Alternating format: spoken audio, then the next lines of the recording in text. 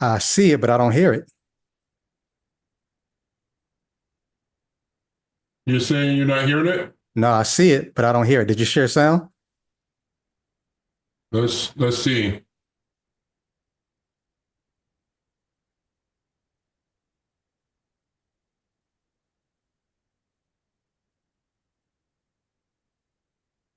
I really want to know what he's saying. Hmm. Can you hear me? I hear you. I didn't hear it. We're dealing with all kinds of technical difficulties today. Let me see. All right. Computer audio. You're Well, hearing that's me. yeah. I saw it. I just didn't see what I mean. I just didn't hear what he was saying. But um, unless we mess around and make Couldn't hear something, it. yeah. No, you can't hear him? Mm, mm-mm. Only That's saw. going to be interesting for. Well, Hmm. I'm sharing most of Interesting. the Okay. videos, so I'm sharing most of the Yeah, videos. let's So just skip. Let's yeah, skip our preliminaries tonight because we've been yeah, dealing with any number of issues with all sound. good. All right. Um, So we'll jump right in.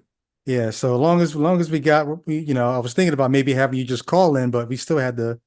Even if you called in, it would still been an issue with trying to get your voice and all that going. Yeah, So it's fine. It's fine. yeah. Um, trying to think, where can I So we're go? gonna have to. Are we? Hmm. But you can hear me. I hear you fine. Yep, hear you That's fine. interesting. So, let me make sure you can. Can you hear this? You hear that? Nope. No. You shared So it's sound a not little while sharing. ago. I heard it, but not now. Not all of a sudden, not now. So odd. So odd. Yeah. Yeah. So But advanced. don't hit too many Here's. buttons because we don't want to mess anything up.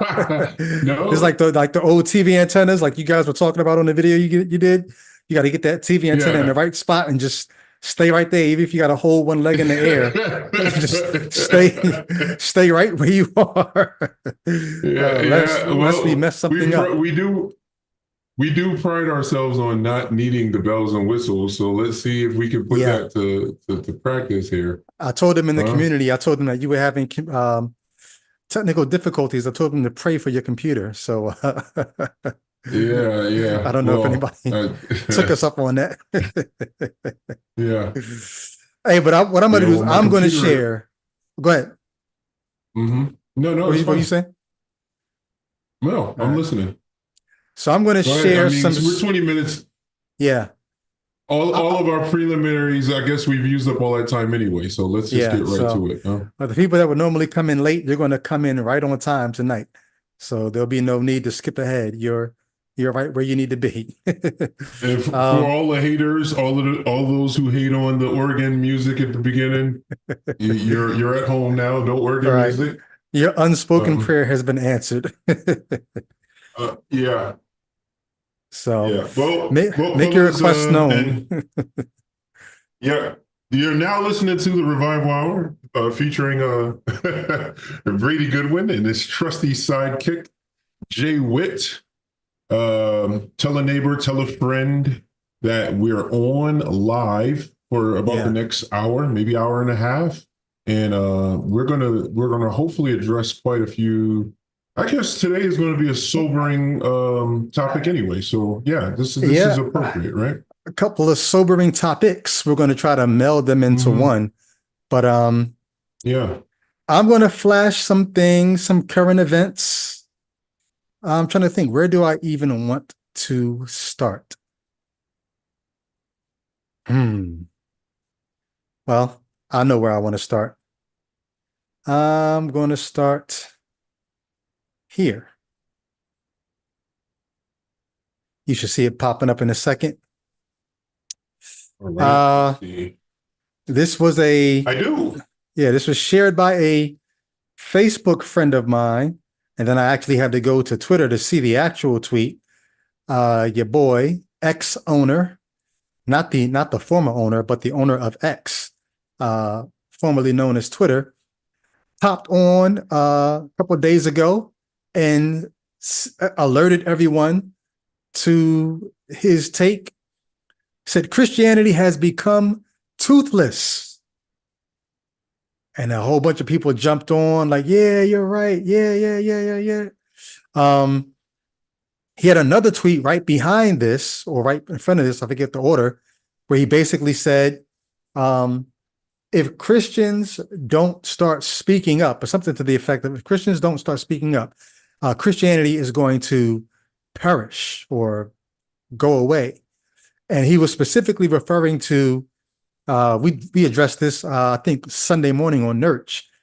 What happened at the Paris Olympics, the perceived Christian faith being mocked by what they say was the Last Supper being reenacted by a bunch of trans men. Um, and Elon Musk thought that Christianity had turned soft for not saying or doing more about that, even though I don't know what he's talking about, because everywhere I turned, all I saw was Christians up in arms about it. So Yeah. where was Christianity being soft about that? But anyway, um, I want to show a couple of Christian responses to this, but you see an Elon Musk type saying this. Yeah, What father of 11 kids by different various ones, like basically a serial philanderer. The ex-boyfriend of Azealia Banks. I mean, he's critiquing you guys, right? So Yeah, he's critiquing Christianity. back when you were a Christian, could you have received, would you have been one of the Christians saying, Amen? Yeah, I'm glad even Elon Musk is saying we need to get back to being the tough guys that we once were, or whatever he's, Yeah, because to say it's become toothless is to point back to a time when it had teeth, which means you have to ask yourself, what are you when talking would that about? When have they been? were drowning people, giving people trials by ordeal, I and don't know. beheading people, and like, what are we talking about? The Crusades? What era of the the mouthful of teeth are we talking about? Christianity was a Go back to the mouthful of teeth. 1920s and 30s. You had the Klan burning crosses on people's lawn. I don't. I mean, I don't know Yeah, when it I don't had know. teeth and what it needs to get back to doing to make him say, "See, now you're back to when you were really saying something, Christians."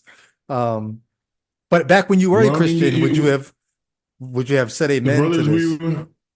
we just reviewed are calling for a new Christendom, which Yeah, I guess we need the Crusaders, and well, we need to have another you know, Inquisition, like a worldwide Inquisition. I Is this thought what he's about that. calling for? I thought about the new Christendom guide that we just reviewed. Like you said, like, is this maybe even a call to them, or at least with their type, see this kind of a post and say, like, this is a call to arms from our, because I think Elon Musk would probably say, I think someone even said that he identifies as a cultural Christian at least.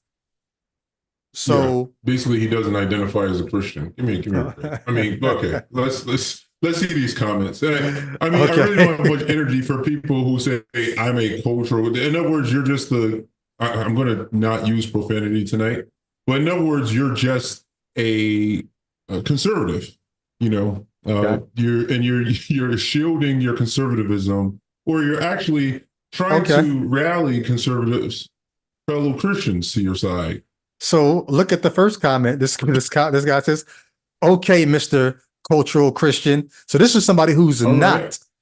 who's not. Matter of fact, Who's you know what? on them? Yeah. I'm sorry, I shared the wrong screenshot first, because there's some Christians who are actually like, hold on, we're not taking our orders from him. I didn't want to share those ones first. I want to share these other ones first. So let me find these other ones. Um, where is it at? Uh, did I not download that one? Oh no. Well, I'll tell you what, rather than show it, I can tell you better than I can show you. How about that? Um,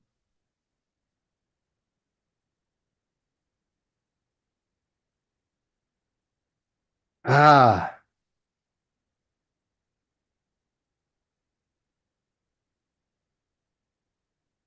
I thought I downloaded. I must not have. This sucks. I only got the Yeah, but one. if you remember it, you can mention it. We can just talk over your memory of it. So Was it no, a what comment that you? yeah, it's a comment. I'm actually going to go to this guy's page because I think the initial comments is what made me say this is probably worth talking about. So I'm going to just go to this Mhm. guy's page real quick and pull it up. Um, all right. And this guy posts a lot. This was just a day ago, and it's already buried in his feed. Um, Yeah, I don't yeah. understand you Facebook people. Okay, here it is. Um,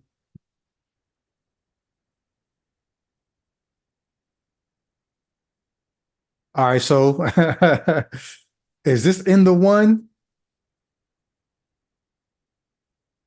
Somebody says, if you're a Christian that disagrees with this or feels the need to qualify this statement, Elon was talking about you. Mhm. So Mhm. any of the Christians that would hear this quote and think, nah, bro, you that ain't how we get down. This believer, this Christian is saying, because this is on a Christian's page. He reposted this, and then all these Christians chimed in. And then somebody says, hey, if you disagree with Elon, he's talking about you. You're the kind of Christian that he's saying you need to get back to, the machismo kind of Christianity. Um, Somebody else said, then why are they only coming for us? What do you think he means by that, Jay? But this is a Christian who responds basically That's such a saying, stupid response. if I don't know. I if don't even know Elon is where right, where if Elon is right, then why are they only coming for us? Who's the they, and what does this person mean? What do you think they mean by I don't care to entertain that. that? I really Come on, don't. It's just man. such a stupid comment. Okay, He's clearly saying we must be doing something right if they hate us, essentially. exactly, So, exactly. so They whatever, being the but world, they being the mhm. world. If we weren't, if we didn't have any teeth, if we weren't biting, then why are they coming for us? Why are the Olympics opening ceremony making fun of us if we didn't have any teeth? That's what this one Christian is Yeah, saying here. Um, yeah, but I mean, you have to buy into the idea that they're being made fun of in order for that to even make sense. And yeah. that's the part that I didn't care to entertain. Somebody else The said, notion. yet Christ has not. So even if Christianity has lost its teeth, Christ has not. So even if all the Christians are going around gumming people because they have no teeth with which to harm anyone, don't worry. We've got a lion. Jesus has teeth. He's going to get them. That always fascinates me. Um, because until the Christians do get to biting, taking up arms, or marching in the streets, I don't think your Jesus is going to do anything. Without his body, he doesn't act in the world. So, what is Christ having teeth? Like, what good is that if his body's not going to do anything?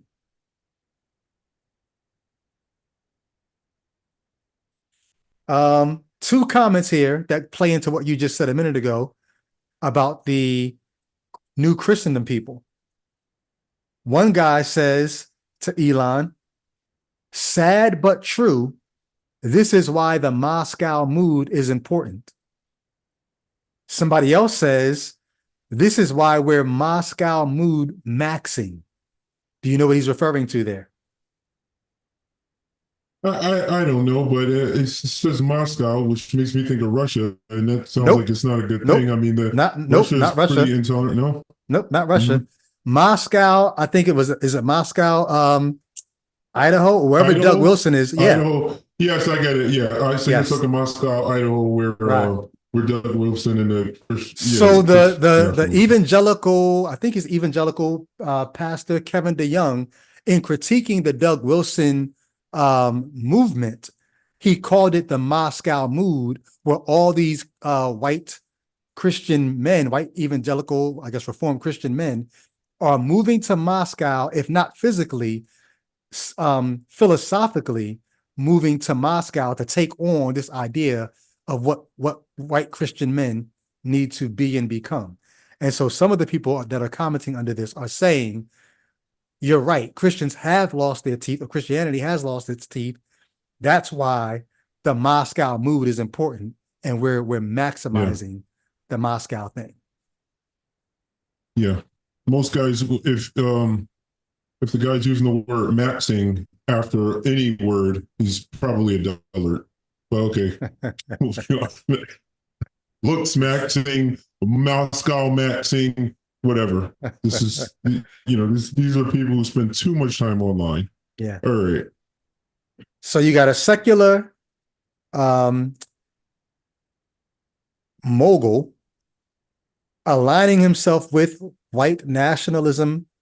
If you're on Twitter at all, you see the kinds of things that Elon Musk tweets. He clearly, if not white nationalist, he clearly is, I'm ready to say far right wing. The things that he's tweeting, the conspiracy theories that he's tweeting is very far right wing, aligning himself with this idea of what Christianity needs to be or become or get back to being. Then you have Christians saying, hey, yeah, like Moscow, like Doug Wilson and them, Elon's right. We need to get back to that. So this was only in response to the Olympics opening ceremony. But of course, the news cycle does not stay stuck on things that happened 4, 5, 6 days ago. New things are happening. And I'm going to just flash my screen real quick to just But get sure. we didn't address. Okay, so the part I wanted to mention was about Elon's real reason for having a problem. Well, hold on. Before you go there, look at your screen. You see this? Mm-hmm. Are you familiar with this at all? Vaguely. Okay. What do you know? You got trans women in the Olympics beating the crap out of non-trans women. At least this has happened at least 2 times or so. Right. Something like that. So a day or two ago, a trans woman boxing in the Olympics against a woman, a biological woman at birth. They get into it in the ring. Trans woman demolishes the biological by birth woman. And people are already up in arms about that. Then this happens. I think this was either yesterday or today. This happens where trans woman, only 46 seconds into the match, the woman in blue puts her hands up, says, "That's it. That's enough. That's enough." She got hit in the nose, and she said, her maturity as a boxer told her that hit in the nose, the pain she was feeling, she was not going to be able to continue. So she immediately put her hands up. I think her corner wanted her to go back in. And she said, no, I can't. I can't do this. And then there's all these different reports about what she said about this moment. She had never been hit that hard before. She said she's not making a political statement. She's not saying that she would not have fought this person if she didn't have that immediate reaction to that, I guess, the injury to her nose. She's saying that she would have continued. There are other reports that I was trying to validate, verify at least, where they say she dropped to the mat and said, "This is unjust." I've not been able to verify those, but I did see from more reputable reporting agencies that said her response was, "I'm not making a political statement. It's for the boxing federation to decide whether or not I should be fighting this person. I'm not going to make that decision." But the world is in an uproar now, and I'm going to take this down. I'll show one more screenshot, then I want to get any bit of reaction that you might have. This is from, I almost want to say friend of the channel because we've talked about him so much, but we haven't talked about him in a while. This is from the apologist, Michael Brown. Says, in the name of inclusivity, the Paris 2024 Olympic Games, 1, began with a perverse and blasphemous opening ceremony. We already talked about whether or not that's true. 2, forbid the athletes from praising Jesus in their remarks. Did you hear about that one?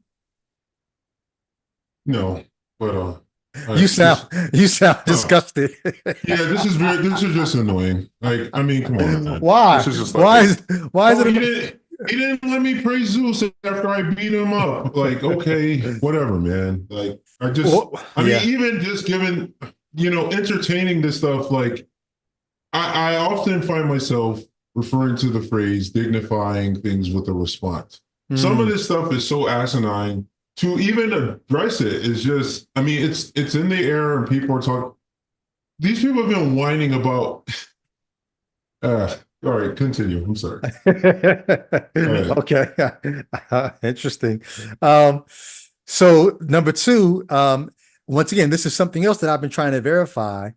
What happened? There's I think she was 16 years old. I forget how old this, maybe could she have been 16? Can you compete in the Olympics at 16? I I don't know. don't know, but I mean, Uh, yeah, but it was, yeah. so this competitor won the event, and in her, while she was I guess giving her remarks, she signed something to the effect of praise Jesus or Jesus is Lord or something like that. Now, I've seen people say she signed it because she was not allowed to say that. The Olympics wouldn't allow her to say it. I don't know if that's true. I've been trying to find reports to verify, but of course, it doesn't take verification. The second one person tweets or posts about that, that catches fire and everyone else reports that. So maybe it's true that the Olympics would not allow her to do that. Maybe she just did that Mhm. because she just wanted to sign it and not say it. Who knows? But people saw that it was said that that was the reason why she signed it instead of saying it, and they ran with that. So unless they know what I don't know, unless they have verified it, maybe they did. But that's number two here. And then three, the Olympics invite male boxers to punch women in the face. So Michael Brown is throwing uh, his outcry in with the rest of the Christian right-leaning world that this is the most godless. One of the comments that I was trying to find to the other to Elon Musk's response. One of the comments that people were making is this is one of the most godless Olympic Games we've ever seen. And so this is just some of the things that people are saying there. Any thoughts? Uh, well, two things. The culture we're inheriting the idea of Olympics from would have been considered godless by these True. Christians. So this isn't like this isn't Christian sportsmanship. This is inherited from a pagan culture. Hmm. So the very, I guess you could say the progenesis of this idea was it was generated in a quote unquote godless society, a society. Well, they weren't godless; they were polytheistic. If Oh, so anything, hold on. Let they had me. I more. might need to issue a correction because I was That looking. was the second. That was the second thing I was going to say is that the people are saying that it's not a trans Right. woman, right? Okay. Is that what you're about to Yeah, comment? yeah, Yeah. yeah. So I did so much reading earlier that some of the reports that I was reading, they were calling this person a trans woman. So I just figured they knew more than I knew. The first reports Mm, that I saw didn't say that this person was a trans woman. What they said was this person was disqualified or not allowed to compete in an event a year ago because this person they do these tests. You have to have a certain amount of there's a certain amount of allowable testosterone that you can have. And if you have more than that, they will not allow you to box in the woman category. But the Olympics rule is if you have woman on your passport, then you are allowed to box in this category.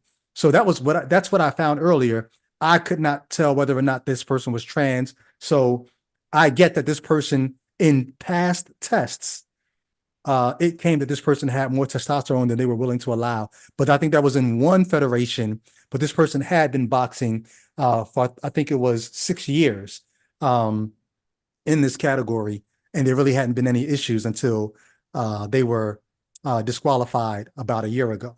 So thank you, mhm. 2828 Sid, for that correction. Yeah. So whether or not it was a trans woman or not, okay, whether or not it was a trans woman, we know that people are discussing, it has become a launching pad for people to discuss this issue, which Hmm. they are all too ready. This is one of the few sports where you can see a clear advantage for people who have, I guess, heavier amounts of testosterone. Hmm. So this has always been, and whenever you hear Rogan or anybody making comments on trans women, they usually refer to boxing or, Hmm. MMA or something where somebody could really do some damage. Needless to say, yeah, I just think it's Well, and see, ridiculous what these people. I'm sorry, real quick. If anybody could put a link, Pragmatic Crystal's in the chat. I'm sure she'll. Um, is that what you just linked to, Crystal? Anybody have a link to a article that's talking about her gender? Because, like I said, I saw some right leaning um, publications and, of course, online on social media. Everyone's saying that this is a man or a trans woman. The earlier Uh, reports didn't address the issue at all. They just talked about this person's high mm, testosterone level. So I was confused. So then where are people getting this from that this is a man or a trans woman? Where are they getting this from? well, I mean, I think this is a teachable moment for our audience. If in the internet era where we have verifiable video and documentation and information travels very fast, if there can be disagreement on whether or not this is a woman or a trans woman in the era of such immediacy in terms of communication, how much more so can we imagine that it's unreliable, like the documents that we have from the first century in our New Testament Bible are reliable? Um, I mean, basically, what I'm saying is we live in an era where information is readily available at our fingertips. Google's and Yeah. information travels so fast, and we're still having a debate about whether this is a trans woman. So, how much more so should you look at your text and question it? Yeah. I mean, this is happening in real time, and I have a computer in front of me right now, and I might get any number of different reports on whether this is a trans woman. This is ridiculous. But anyway, Yeah. it's a silly argument. Michael Brown. I mean, what's your point? You've listed three things that you found to be offensive. Okay, all right, all right. Olympics aren't participating in the Olympics isn't compulsory. It's not mandatory. Yeah. So if you thought there are so many things, there are so many things that Christians find to be godless that they just simply don't participate in. So if you really thought that the Olympics were something, yeah, oh, they won't. If you think it's a real big problem that you can't put up an ad for Jesus in the Hmm. middle of the Olympics, you know what you can do? You Hmm. can just not participate in the Olympics, Yeah. and there's no persecution. This is not something that is necessary for sustaining one's life. Well, think This about this is too. The woman who steps in the ring with this person who has more testosterone than you might want to tangle with, you don't have to participate either. But this woman stepped in the ring and she actually, the reports that I saw from more from outlets that I was more willing to trust, had her saying, like I said, A, she's not making a political statement, and B, she would have continued to fight, but the pain to her nose at that moment, she just knew she couldn't continue. So she's not even saying this is something that she doesn't want to participate in. She said, I don't want to make that decision. That's up for the federation to decide whether or not I should be boxing this person. She said, if they give me the green light, yeah, I'm gonna fight the person. So in terms of, yeah. I just think it's yeah, just American Christians are ridiculous. I mean, we came over here. We didn't because I'm my sorry, folks real didn't quick. come over. I'm sorry. Yes, Crystal, I am talking about Amani Khalif of Algeria. That's what I'm talking about. Go ahead. Yeah, no, I was just saying that my folks didn't come here and conquer.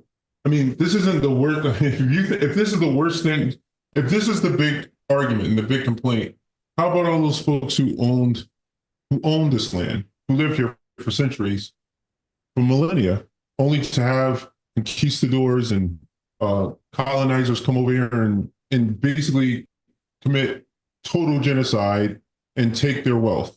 Hmm. How about them? So we're sitting around here arguing about whether or not people can put an ad for Jesus in the middle of a sport that's a secular sport. And it's like you don't even have to play it. If you don't like what's going on, there's so many things that you don't have to participate in. And I keep emphasizing there are many things Christians don't participate in. Why? Because scriptures tells them to have no fellowship with the unfruitful works of darkness, but rather to reprove them, etc. So if you think that this is the works of darkness, that these are the works of darkness, then reprove them. Rather reprove them. Don't fellowship. Don't participate. What did Paul say? Well, I'm not going to even go there. Yeah. Let's keep it moving. Well, it's interesting that you bring up what happened in this country with the Native Americans that were called Indians. I was actually watching a movie last night about real India, and I had to pause the movie for a second and do some research.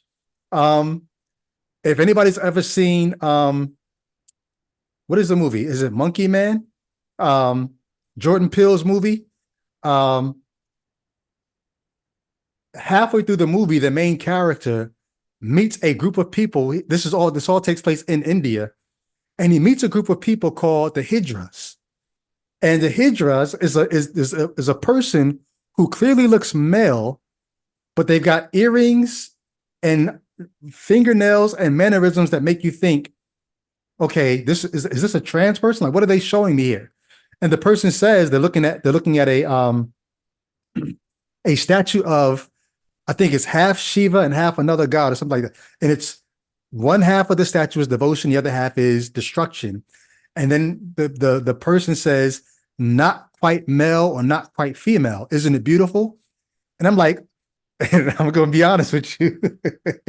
There's a part of me that said, see, is this that woke stuff they're talking about? Like, I know in Hollywood as of late, you have to have, a certain percentage of your staff, of your actors be part of the LGBTQIA plus community. So I'm like, did they just put this in here? So I paused the movie to look up. Well, what is the person said? I'm Hijra. We are Hijra. This whole community is Hijra. And I paused and looked it up. Ancient community in India and Pakistan, ancient community of people who are intersex that society just did not know what to do with. And so these people came together and formed their own community. And it's only as of recently that these people have been given proper protected status in the country. And these individuals ended up becoming, I don't want to spoil the movie for anybody who's going to see it, so I won't say too much. I'll just say they end up at some point coming to save the day. But everyone's worried about how woke we have to become to include certain people in society.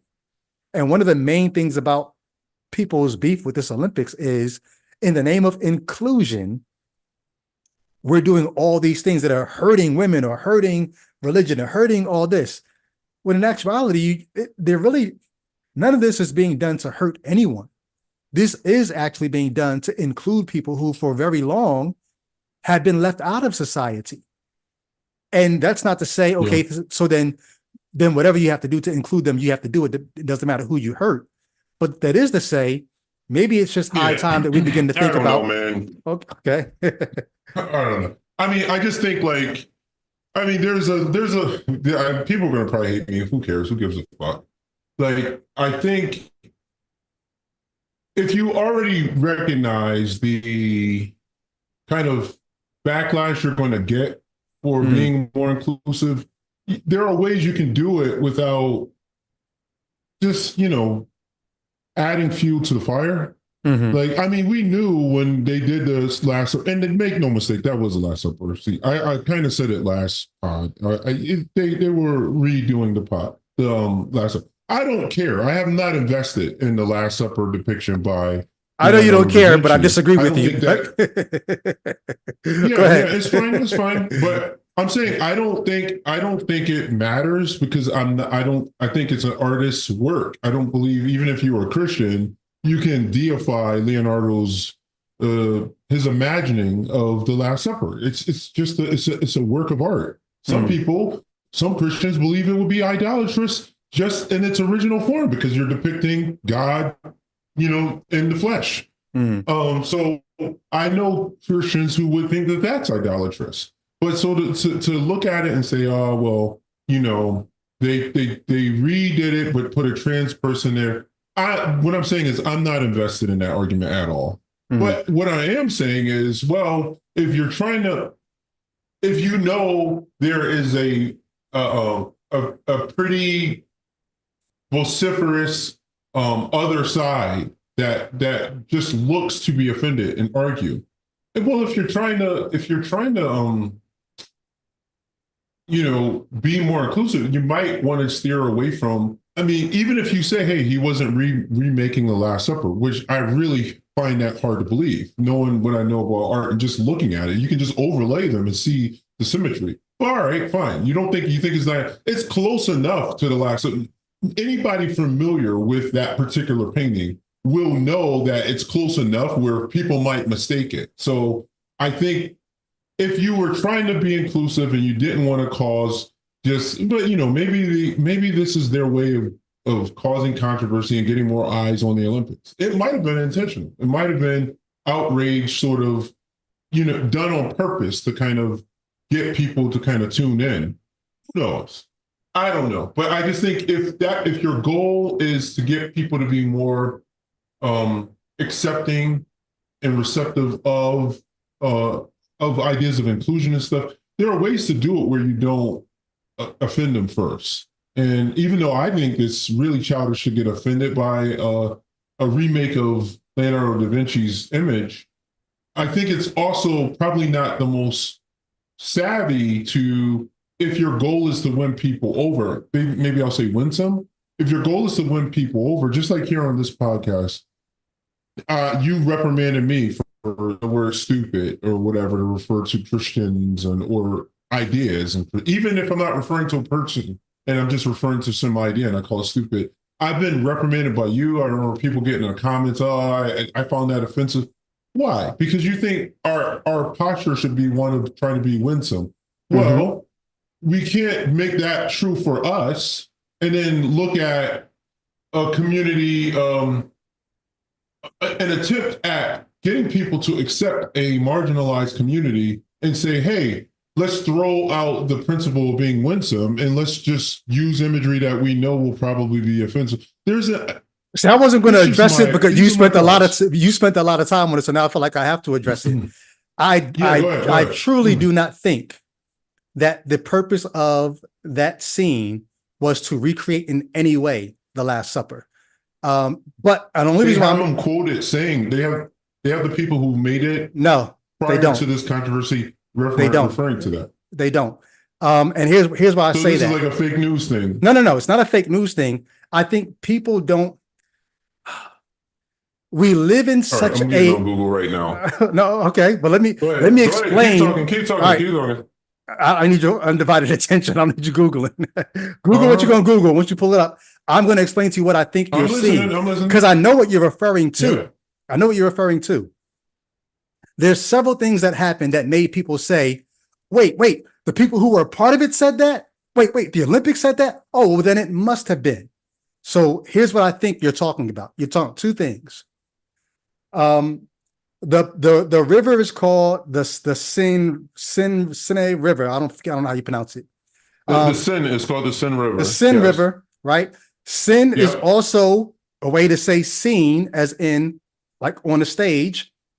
And sin is also, you can play on words because that's also the way you refer to the Last Supper in Italian. So somebody called it the Cine on the Cine. So it's Last Supper on a stage on the Seine River. That's what one of the people called it. But that was not the person who designed the event.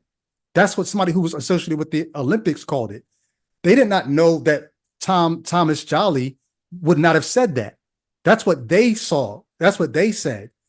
Another thing that people are going to is the ESPN article where ESPN says the Olympics apologized for the Last Supper recreation.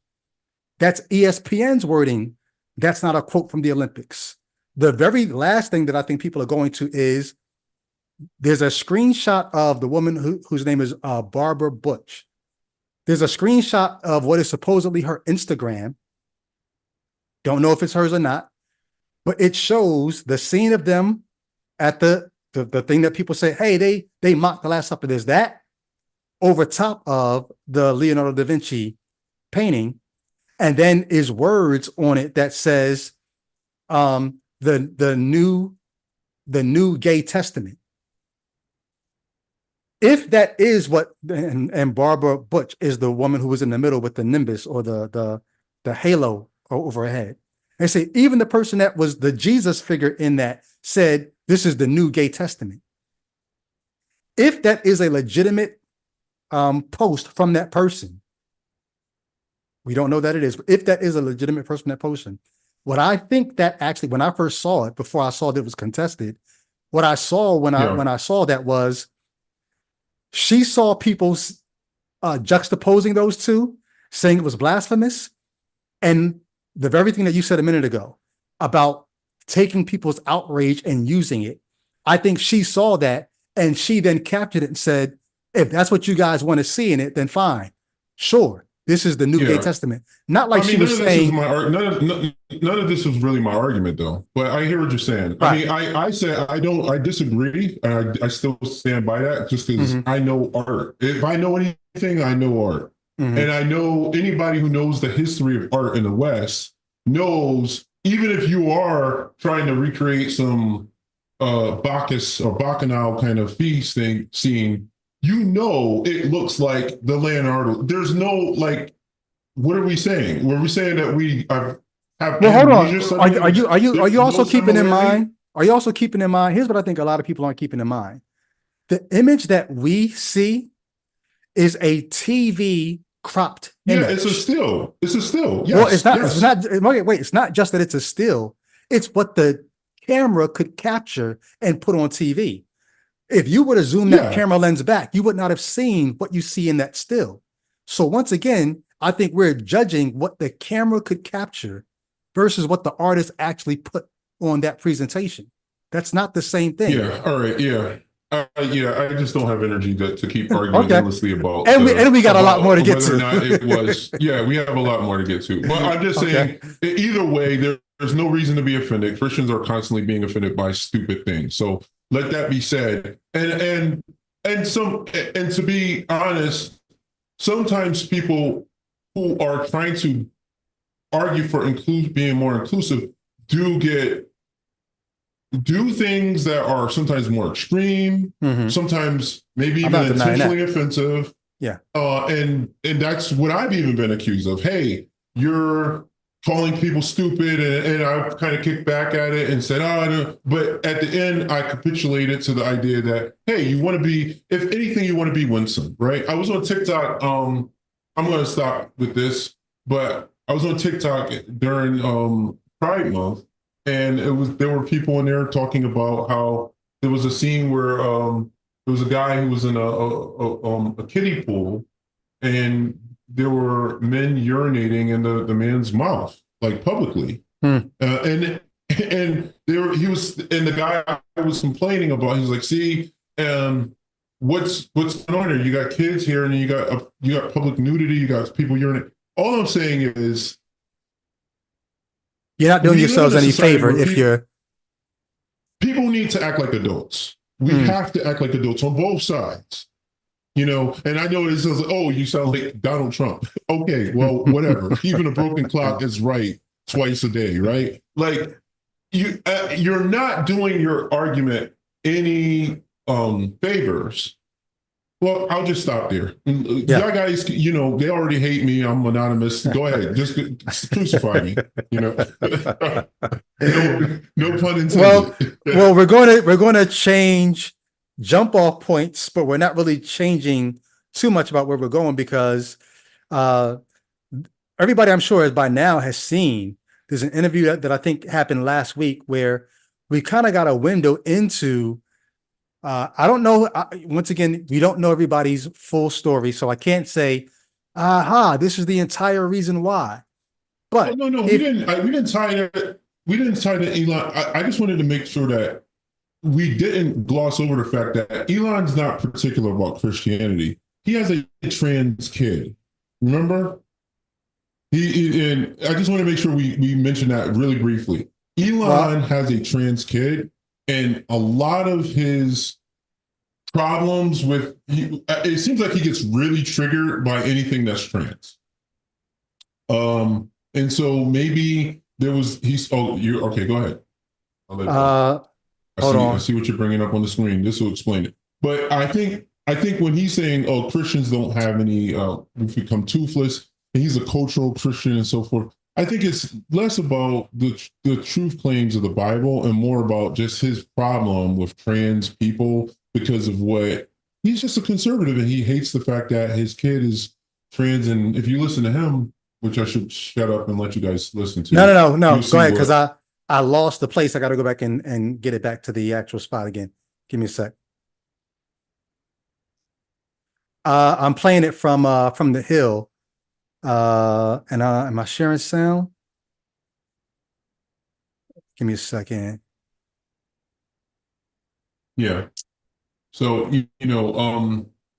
he's definitely got a chip on his shoulder, and if he ever weighs in on trans issues, he's on the far right of them.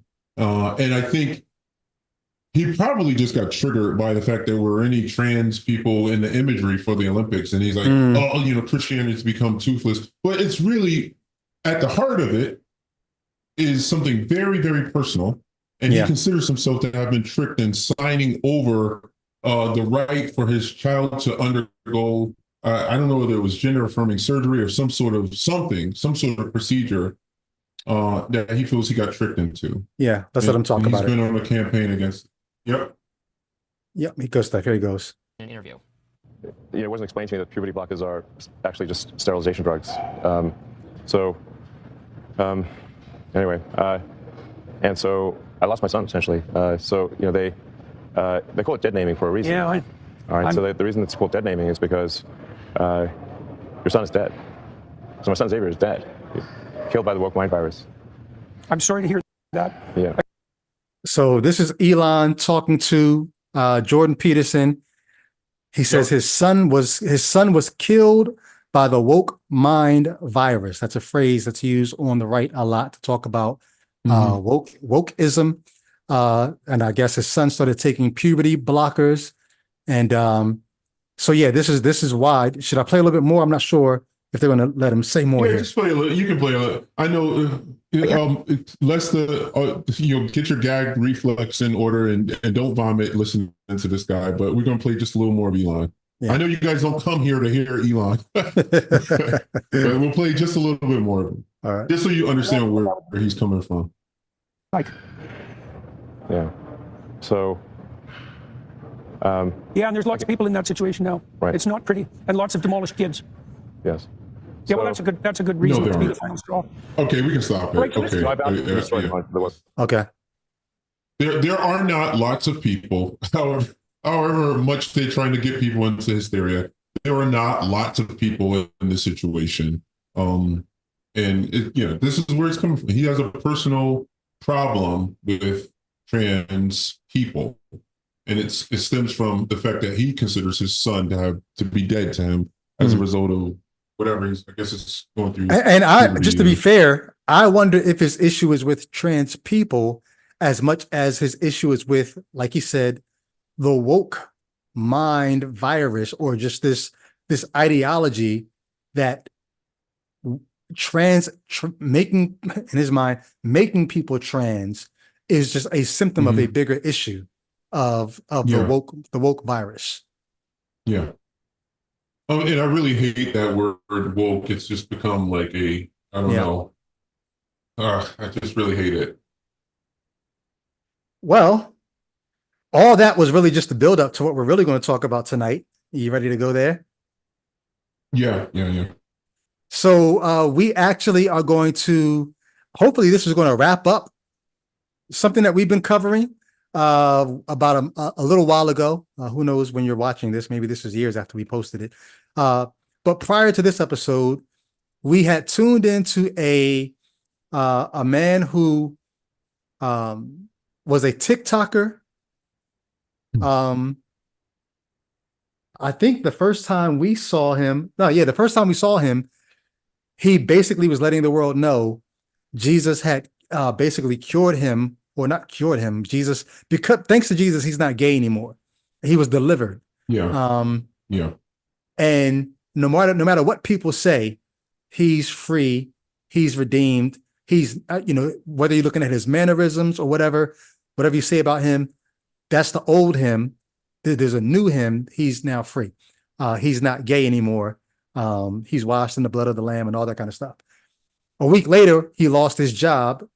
The job said that they fired him because he was doing social media things in their boardrooms, that had their logo in it, things like that. He's left wondering and insinuating, is the real reason you fired me? It has something to do with Pride Month in his post. Yeah. Yeah. I'm out here talking about Jesus delivering people from being gay during Pride Month. That is, that's why you guys fired me.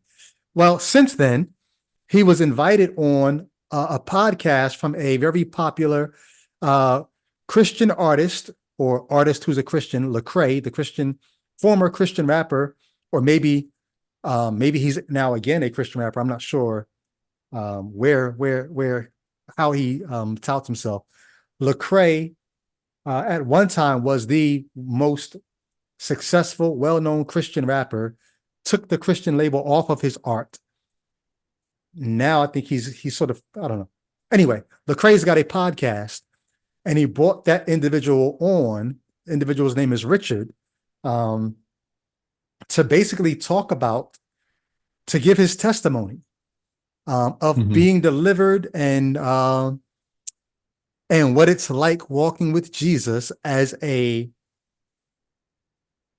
formerly gay man. Yeah, I mean, that's how he labeled the video, right? It's just well, no, the video was labeled, "Can you be LGBTQ plus and Christian?" I thought it said something. I thought the still I saw said something like, I can't remember. But go ahead, keep going. Okay, yeah, and so as I watched this, it's interesting because I saw he's going to talk about his struggle and what Jesus delivered him from.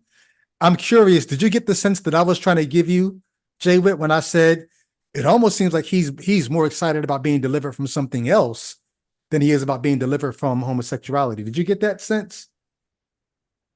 No, but okay. We'll get into it. I think well, I want to preface this by saying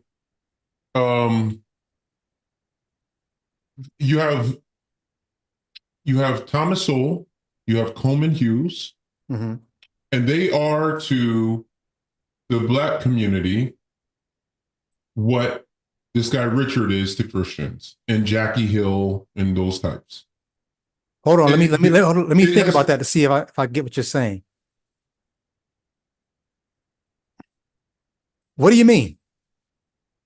It has become it's become so radioactive for people to say certain things out loud in public now, due to the fact that people have to respect the rights of LGBTQ plus people, and there's so much cost socially for making certain statements that now, just like the racists who use Thomas Sowell and use Coleman Hughes to speak racist talking points for the right to Black people, and so that when you come back and you say, wait a second, that's where they say, no, I have Thomas Sowell saying it for me, so you can't call it racist because he's Black. The Christians, when they see a Richard, when they see a Jackie Hill Perry, a person who, long as you can say you were legitimately gay, now if you espouse our views, however incorrect they are, we can utilize you to be a buffer between us and the world when they accuse us of spouting out anti-gay or homosexual rhetoric. Now you can't say, so if I take you and I allow you to talk, but you're saying the same things we've always said about gay people, but I'm giving you a platform to do that. I can use you as a buffer when people come at me and they say, "Hey, you're becoming a distribution platform for anti-gay rhetoric," and you say, "No, how can you say that? He's a gay guy, just like the racists on the right. Was it the Hoover Institute or whatever? They'll say, hey, it's not me saying it. It's Tom Sowell. It's Coleman Hughes." And you can't really call, it's Rogan having on Coleman Hughes to talk about black on black crime or whatever the hell they talk about when they get them to come on there, a black person, to say the stuff that they can't say without being accused of racism, so that when they get accused of it, they can just point to the black guy that's saying it. Right. I think Richard, similarly, and Jackie Hill and all these other, I have a video I wanted to play a guy at Times Square Church, same thing, saying how he was delivered from homosexuality. He's saying it. So you can't come. So there used to be a time where the televangelist just got on TV and called you, drop F-bombs, the F-bomb, not the curse word, but the other one, and just told you were going to hell. They just did it. They did it on the radio. Nobody censored them. But we live in a society that won't allow them to do that anymore. So they've had to be, it wasn't, just think about the tactic. In the past, there weren't a whole lot of people getting these gay people to speak their talking points. But now we've seen Donnie McClurkin lose his platform. He was going to sing. They pulled him off the program. Kim Burrell, she was on a rollout for some movie, and she had sang on the soundtrack, said some stuff about gay people. She pretty much lost a lot of her social capital immediately. So there are ramifications for speaking this anti-LGBTQ stuff publicly. So now Christians have gotten more savvy, just like a virus that adapts. They've adapted. They said, okay, I can't say this anymore. Okay, I'm going to find a viral ex quote unquote gay dude that's going to say it for me. Right. And I'll just sit there and let him do most of the talking and just amen. That's my wow. That's it's interesting. I don't think I would have ever thought about it like that. And because, like you said, this person has already gone viral saying it. So whether or not Lecrae gave this person a platform, Richard was already out there saying these things, lost his job in his mind because he was saying these things. So he's on this mission already. But then that's an interesting point you bring up, because it's almost like in the same way that you're talking about, Richard is co-signing the things that Christians have always been saying about homosexuality. He's co-signing what they want to say, but now also they are co-signing, in this video, Lecrae is co-signing Richard, basically telling other Christians like, hey, don't hate on this dude. Like, he's one of us. It's like Trump and Republicans, like they give him what he needs and he gives them what they need. Yeah. And it's a handshake deal. Like both, it's a symbiotic relationship. Yeah, that's what I was looking for. Interesting. Okay, well, let's watch a little bit of this and see. We're going to jump around. It's not a long video. It's only an hour, but we're going to play it fast and we're going to jump around. We'll let him introduce himself a little bit, and then we'll see where we stop it. I may just in case you don't get to this, I'll say this quickly too. I do feel like he never fully acknowledges even through this video, it seems like he never really acknowledges he actually just was gay. You know what I'm saying? Like, yes. I felt like he does a lot of like, he's like, oh, people were saying it. And then, so I just went and checked out the porn, bro. like I was curious, so I just happened to check out gay porn, bro.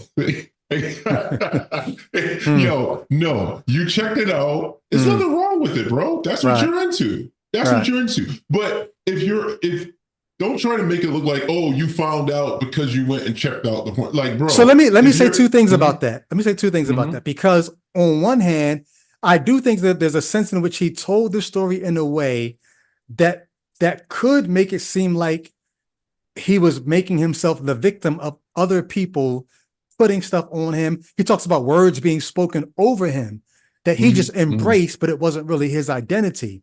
And they're going to talk a lot about whether or not your sexual orientation is part of your identity or not. They're going to say it's not. And I'm going to disagree with that. Basically, the malleability of one's orientation. That's what they actually believe it's something that's yeah. Go ahead. I'm sorry. So, but he talks about these words that people are speaking over him, like, "Oh, you're gay," da da da da da. So I do think there's a sense in which he kind of makes it seem like whatever I was, it wasn't really me. It was people putting stuff on me. But as much as I'll say that, I do think there's another side of this video where he was very transparent and very like honest. And we even talked about just how likable, how affable he was. He comes off as a very just genuine guy. And you're like, he's very winsome. You almost find yourself saying, I want this guy to win. Whatever reality. He's an intelligent dude. Mm. He communicates his thoughts in a way that are clear. And yeah, like you say, he's winsome. He's not very condemning, and well, let me take that back. But he's oh no, I won't take that back. I'll say, generally speaking, he doesn't. It doesn't seem like for this hour he's spending a lot of time condemning folks of any sort. And he seems to just,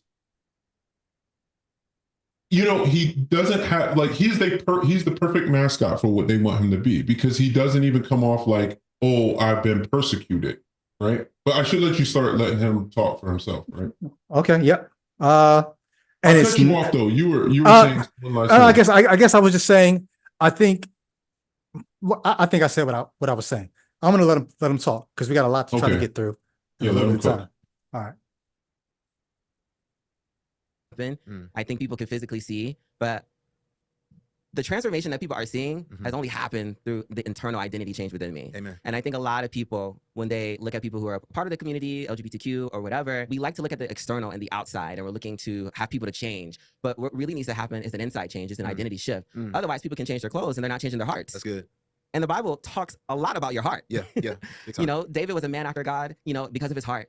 So it's about being able to be transformed and renewed through the renewal of your mind, through the word, but that comes through applying the blood of Jesus to your heart. Yeah. So, I mean, they're seeing this drastic change, but this has been like 2 years in the making. Yeah. 2 years of some change in the making. So it wasn't overnight. Right. All right. So just in hearing that, he's talking about things that have changed in his life.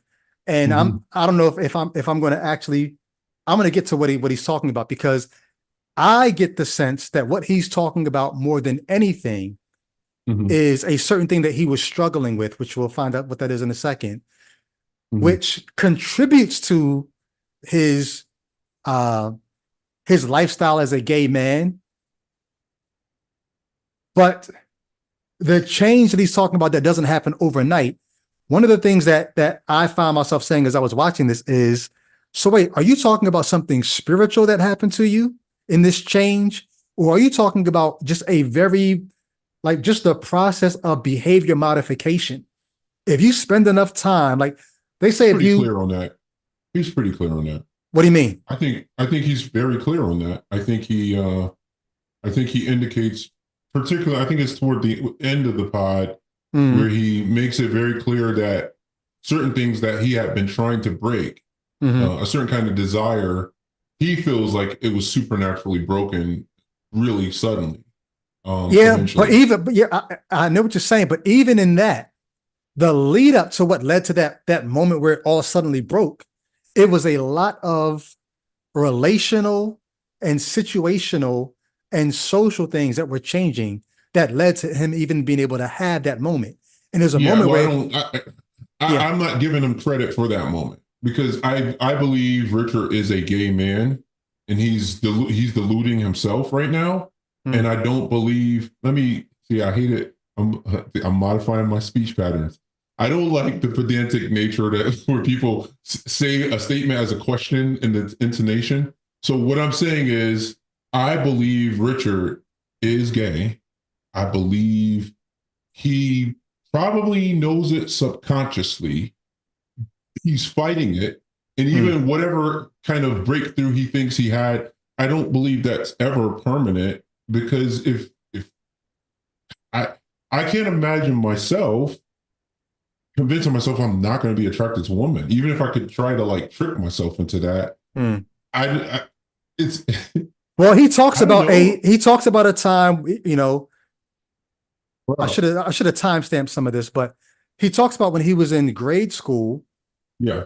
Having a crush on a girl and a guy. having a crush on a Yes. girl and a guy. So rather than He might be could, bisexual. yeah, I was going to say, rather than being gay, he could be bisexual. I mean, that's a possibility as well.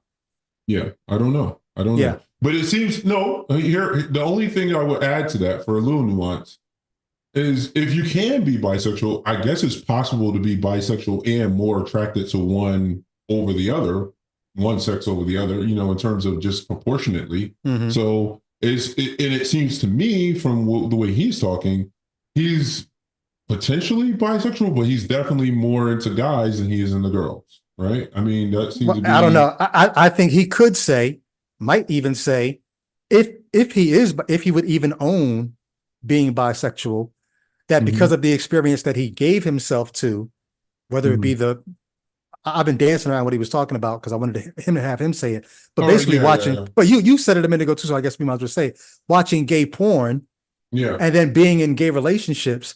It could be that because he's given himself more to those things, that his expression, even the circle of friends, he even talked about being in art school, his circle of friends, maybe even helping to shift him a certain way so that his expressions end up being one.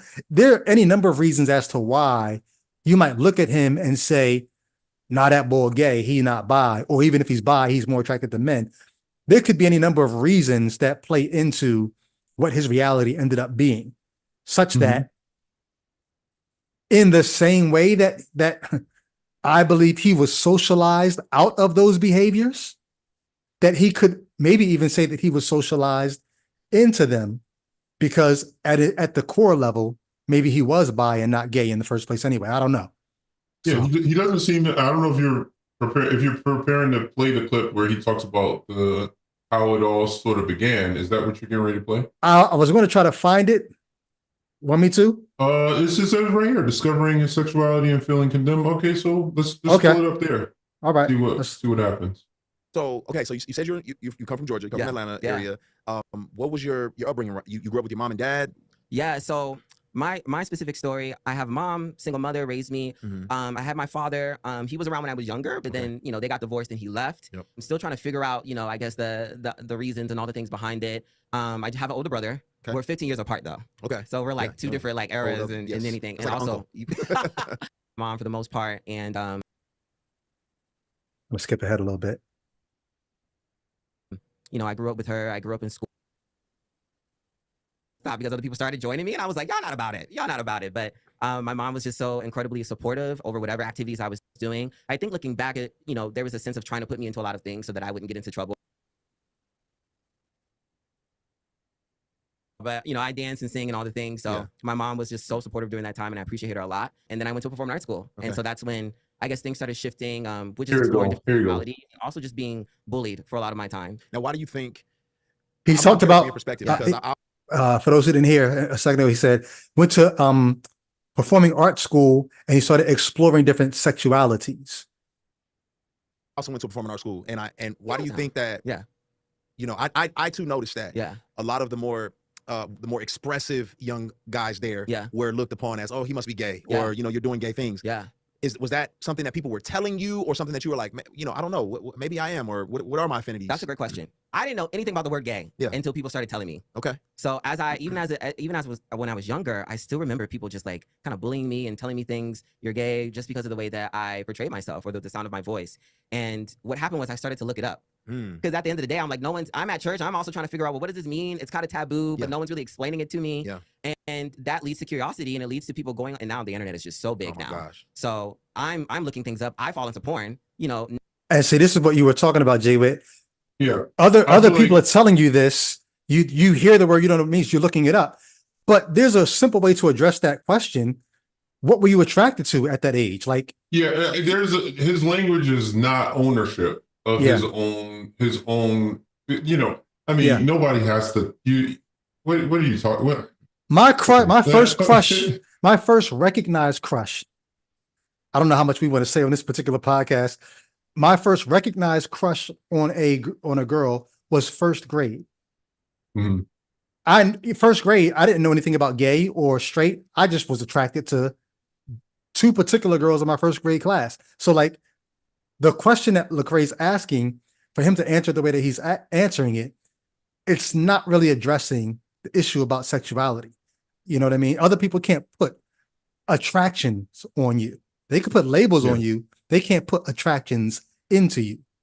Yeah. I mean, the idea that he discovered his sexuality on the internet, I mean, maybe somebody could buy that, I guess. But I'm guessing he knew what he was like attracted to on some level. Like, you don't know. I mean, he like, you know what food you like. Like somebody, like no one has to tell you. Like you don't have to go on the internet to do research to know. Oh, I happen to like, you know, I don't know, like some particular kind of food. No, you know, you might find out more when you look it up on the internet. But you already had.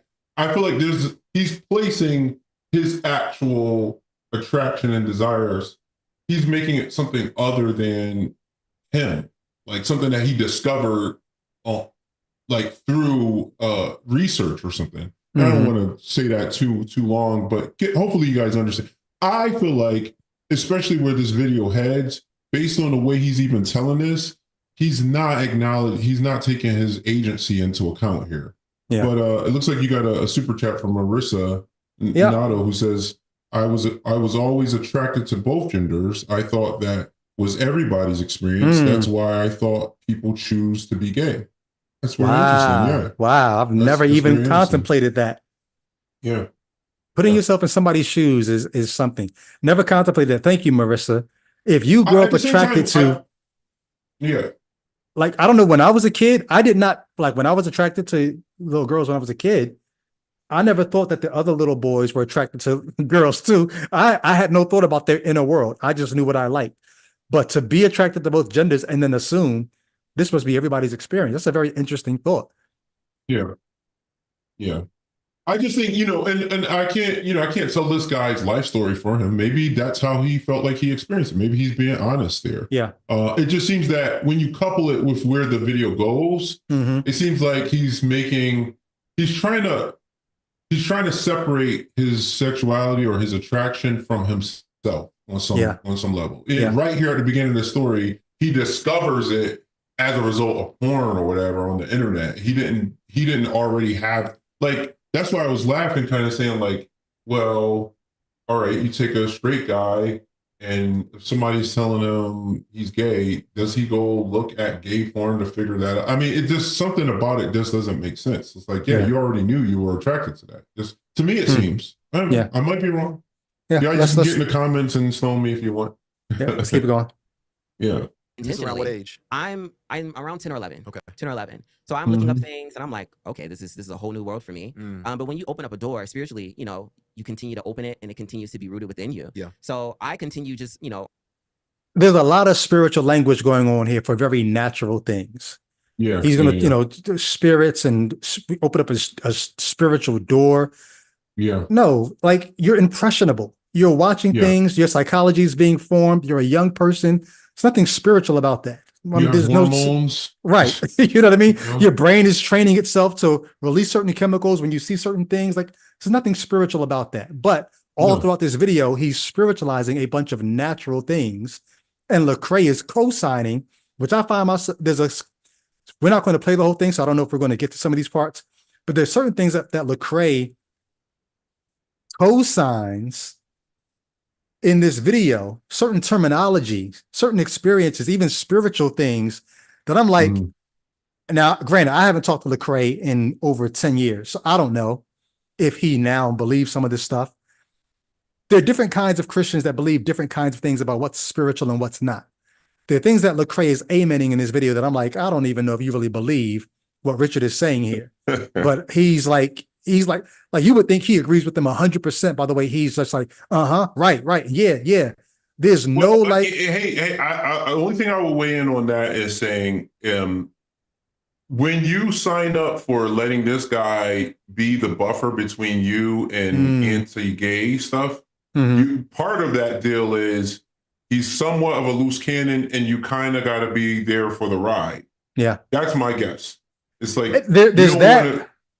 Because he's got to be the guy saying the stuff, right? Right. And if he chooses to say it and couch it in language that, might not be the most theologically astute or whatever, you kind of can't put words in his mouth, because then the accusations are going to start coming back at you. So you kind of got to let him do his thing, That's a good point. There's that. And there's also the fact that Lecrae invited him. So this is your guest. You don't want to be rude to your guest. And so he's, letting him cook. But, all right. Let's go. On the low, I'm still looking up pornography as I go to school, as I'm in high school, doing all these things. And I don't know why maybe our society has this sort of idea to call out things. I think sometimes people are in their own brokenness. Hurt people. Sure. But my thing was that I came into agreement with the words that were spoken over me. And that is a big thing spiritually. Like the Bible says that life and death is in the power of our tongue. Right. And when we come into agreement, sometimes we come into agreement with spoken word curses over ourselves. And so I came into agreement with all of that. So by the time I'm in high school, I was like, okay, maybe I am gay. Did you? But did you? So once again, the reason why he's maybe I am gay is because he came into agreement with words spoken. He said spoken word curses over him. And I love what you said, Jay, but he's not taking ownership of, this is what I am, or even if it's at least I'm bi, but this is what I chose. The ownership is that he came into agreement with what other people said. So I just think that's interesting there. Did you notice as you're going through puberty, like, I'm attracted to guys, or did you like, well, maybe I do like girls, or was there ever a confusing state of being for you? I can't really pinpoint it. Okay. But I did have a crush on a girl in high school. And I also had a crush on a guy in high school as well. Okay. Both rejected. But I ended up. All right. So he's going to talk a little bit more about, part of me, what's up? Part of me wants to push back at that. I hate trying to tell, this is his story, so only he can tell it. But based on everything else he's saying in this interview, that's the one time he said, and I think in saying, oh, I had a crush on a girl, way back in the day, I think that's him setting it up for saying, like, there's a choice that I can make here with my attraction.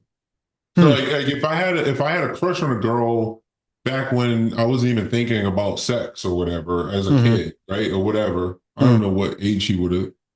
I can say that my sexuality is up for grabs, and I can choose to take a left here or to go right here. And I feel like a lot of his language is setting himself up where it's like, I don't know if I was gay. People told me I was. I had to go research. So everything about it is placing it outside of himself instead of saying like, yo, I'm into dudes, which is totally fine. But I don't think he can accept that about himself. Well, this is why I said to you, I feel like he almost made this an issue of, because there's more that he's going to get into. I'm going to play the clip. I hope this is the clip that I'm looking for, where he's really going to talk about his real struggle was not with homosexual sex, homosexual relationships, homosexual attraction. His real struggle was with porn. So if he could just stop watching, because he talks a lot about how much watching porn was part of his, when he was depressed, when he was bored, when he was anxious, when he was all these different, it was going to porn. And what really, I guess I'm spoiling some of this, what really sold it for him in terms of coming to God was he told God, if you could deliver me from porn, then you got me. Yeah. Which is why I was saying to you, it seems like he made this really not about being gay. It's about his struggle with porn, that if he could just get away from that, everything else would be cool. Well, that's interesting that you read it that way, because when I was listening to him, I took it to mean, I felt like he was getting away from the actual discussion of him being gay by utilizing the discussion of porn to like avoid having to. He seems to be really in denial about what he is and who he is. I feel like, and I mean, it's not surprising. I mean, he's a Christian, but yeah, like I think he would rather say, oh, it's this vice, something, just something that, even for instance, choosing porn, something that a lot of people have issues with, even if they're not believers. They'll say, oh, whatever. It's sort of like this dark underworld. And by him saying that's the thing I had, you get a head nod from a lot of people like, okay, yeah, that's bad, and that's something other than his actual orientation. Like, you know what I mean? I mean, it's a result of his orientation, but it's still not centering the conversation around, oh, he was attracted to men. I was like, because here's the thing. What kind of porn were you watching, my guy? Were you watching heterosexual porn? No. Oh, you were watching gay porn, probably. All right. Why were you watching gay porn? Oh, you're probably attracted to dudes. Well, here's the interesting thing. Not to cut you off, but I'm trying to remember. I don't think, like when he talks about his deliverance from porn, he talks about giving his life to Jesus completely and all that. I don't think in this entire video he ever addresses whether or not he's no longer attracted to men. I don't know if he I know he talks about people. That's an issue. I don't think he thinks it's important whether or not he's attracted to men. He talked about people in this church that were gay, but now they're married to a woman, and but he doesn't necessarily say whether or not he's on that track. I don't think.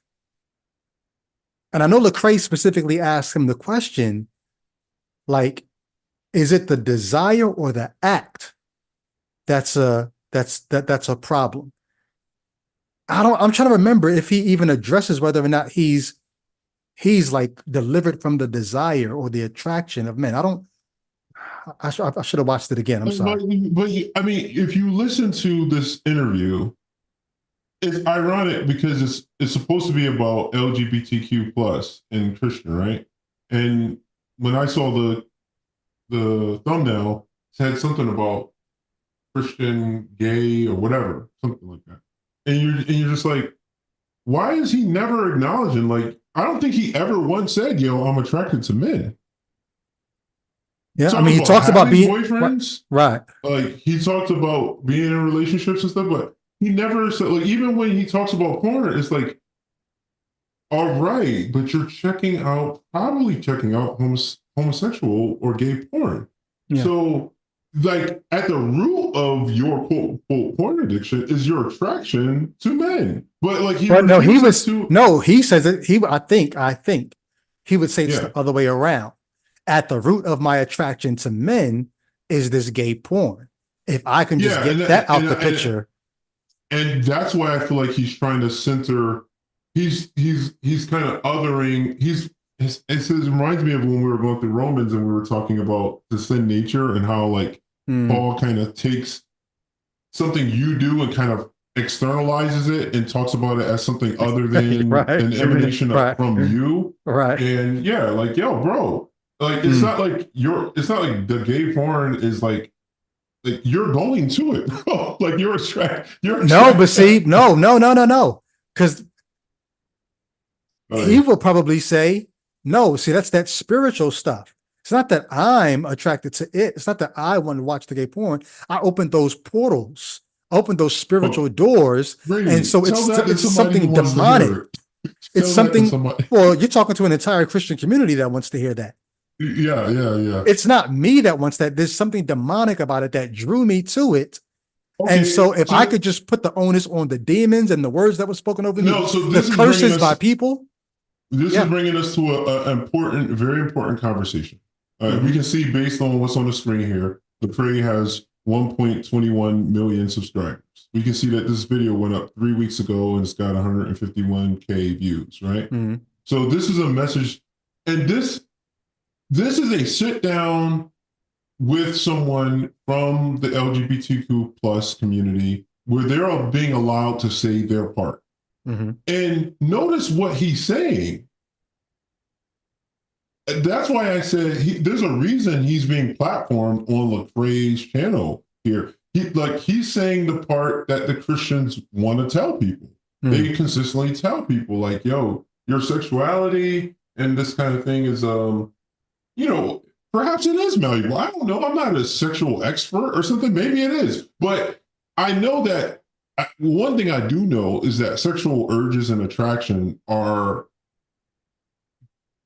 they can feel pretty innate, and they can feel like something that you're just drawn to intrinsically. And so for this conversation, so whether or not you can do what this brother is saying you can do, he may be telling the truth. Mm.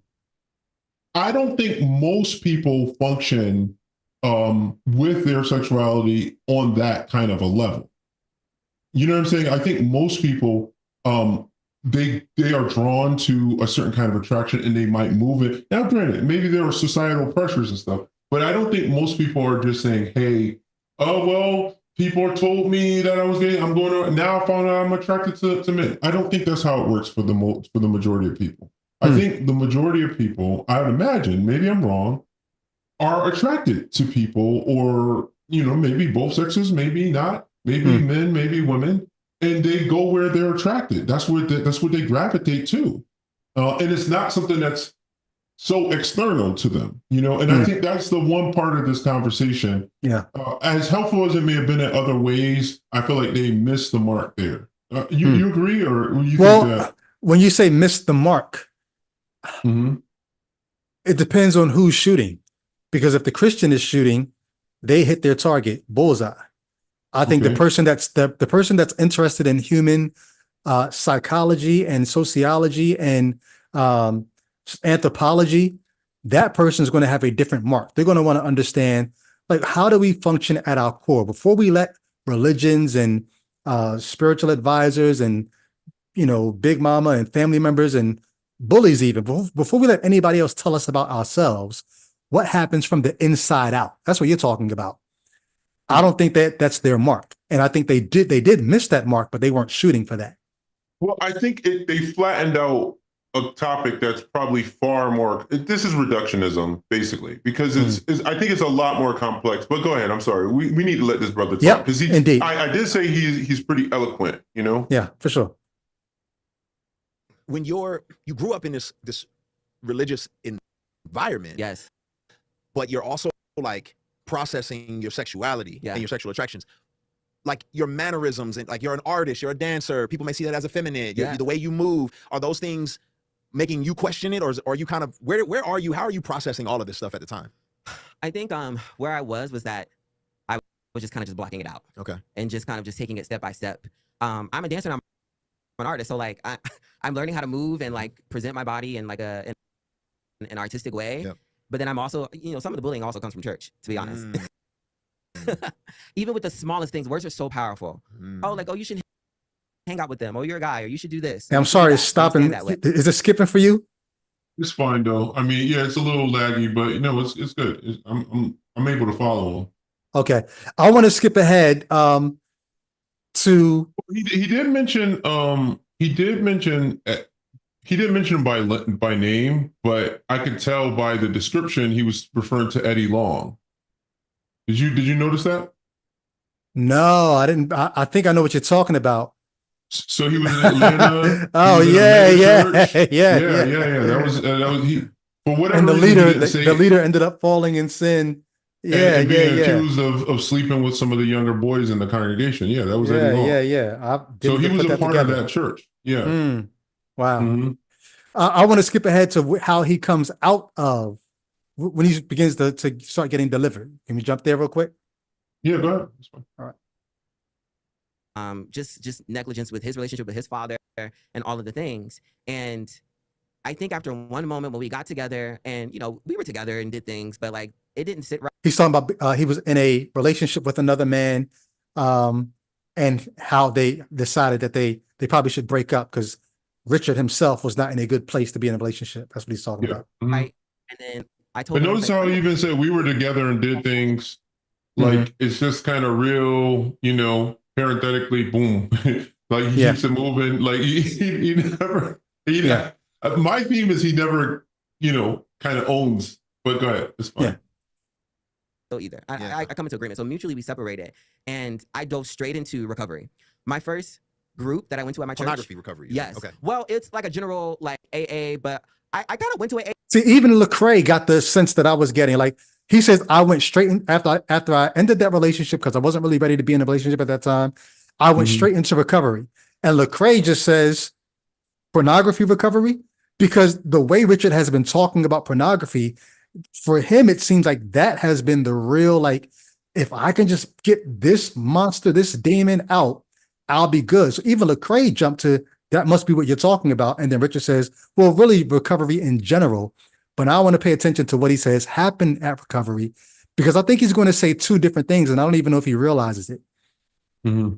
He's going to say, oh, I can't take nobody else's word for it. This has got to be something that God does. It can't be something that you bring me to. But then when he begins to talk about his deliverance, he's going to like directly talk about the role other people played in it.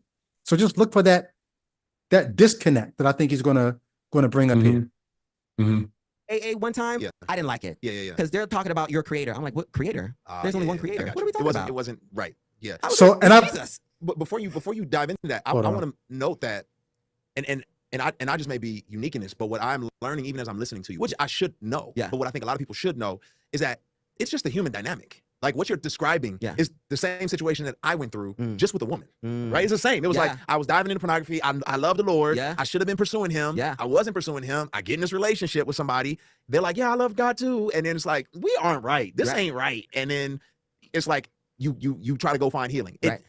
The person, it's still just the human dynamic. It's still the sin nature. It's still the brokenness of humanity. And I think a lot of times we try to make it like, that's a gay thing, that's a straight thing. It's a human thing. Yes. Go ahead, though. I mean, the Bible talks about the sinful nature. After the fall of Adam, like we inherit all of like the desires. Okay. Some people may be raised in a great household, both parents, all of the things. Actually, one of the people that I just talked about, Dr. Christopher Yuan, he's Asian. He came through a really great family. His brother's not gay, but he ends up gay. So when we look at this, we're looking at this human dynamic, and we're looking at the predisposition of sin being passed down through Adam.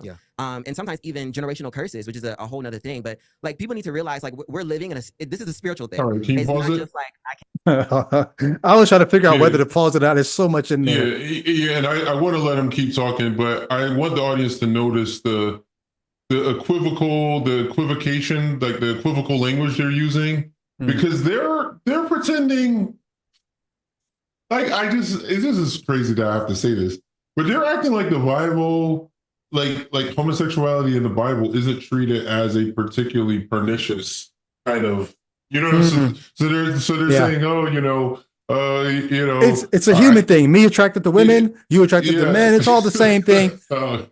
Good point. As if the Bible does not make it the same thing. One is an abomination to the Lord. The other, there's an outlet for that. There's a spiritual way or a godly way to handle your attraction to women. There's no biblical way to handle your attraction. Your same-sex attraction. They're not the same. They're not the same sex. They're like the Bible will condone like a man. He says, nevertheless, to avoid fornication, let every man have his own wife. He doesn't say let every man have his own husband. Yeah. So go ahead. I'm going to jump to a different point. Go ahead to your next point. Think about, sometimes I wonder if Christians, I didn't as a Christian, you often don't realize how poor of a craftsman you make God out to be when you say, oh, this all comes to us through Adam. Like for a God who, on one hand, you say he's this incredibly wise, divine designer, right? Intelligent design. He made it so that if the earth was this much closer to the sun, we eat that. And if it was this much further from the sun, we eat that. And and all he does all these brilliant, wonderful things in his design.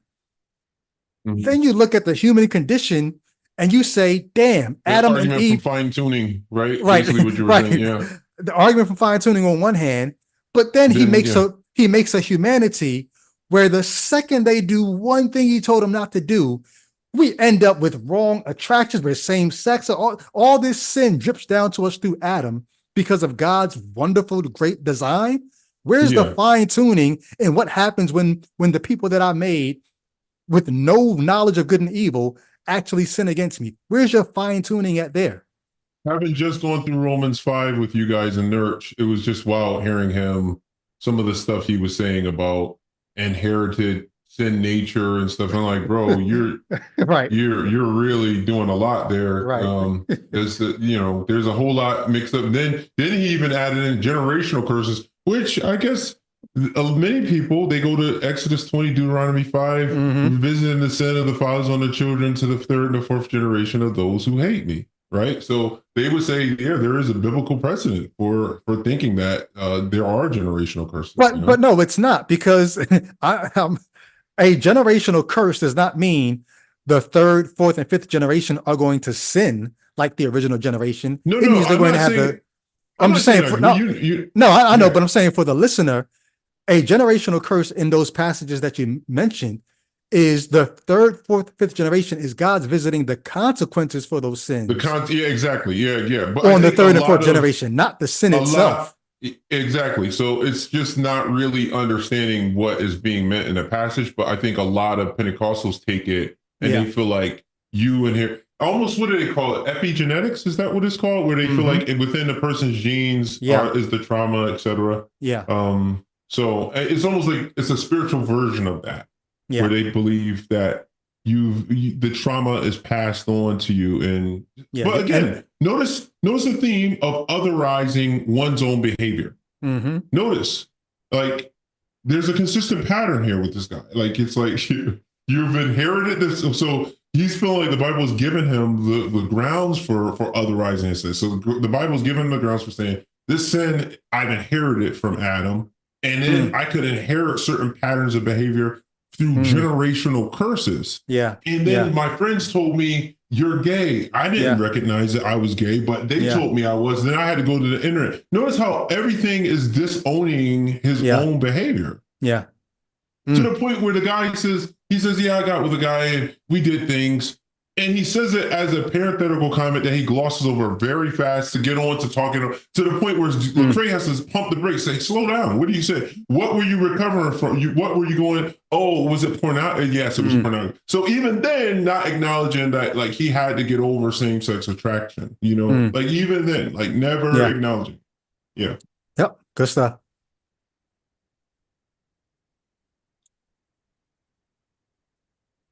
Share's coming back up. Give it a second. Yeah, it's there. It's there. All right. Should play in a second. It's can figure it out on my own. Like the Holy Spirit. Come on. So things can get passed down through the bloodline. And it's not just, I love what you said, it's a human thing, because I think often. Hold on. Just once again, things can get passed down through the bloodline. I mean, in one sense, I mean, you talk about, there's this blurring of the lines between what happens biologically when things get passed down, traits through DNA and all that kind of stuff.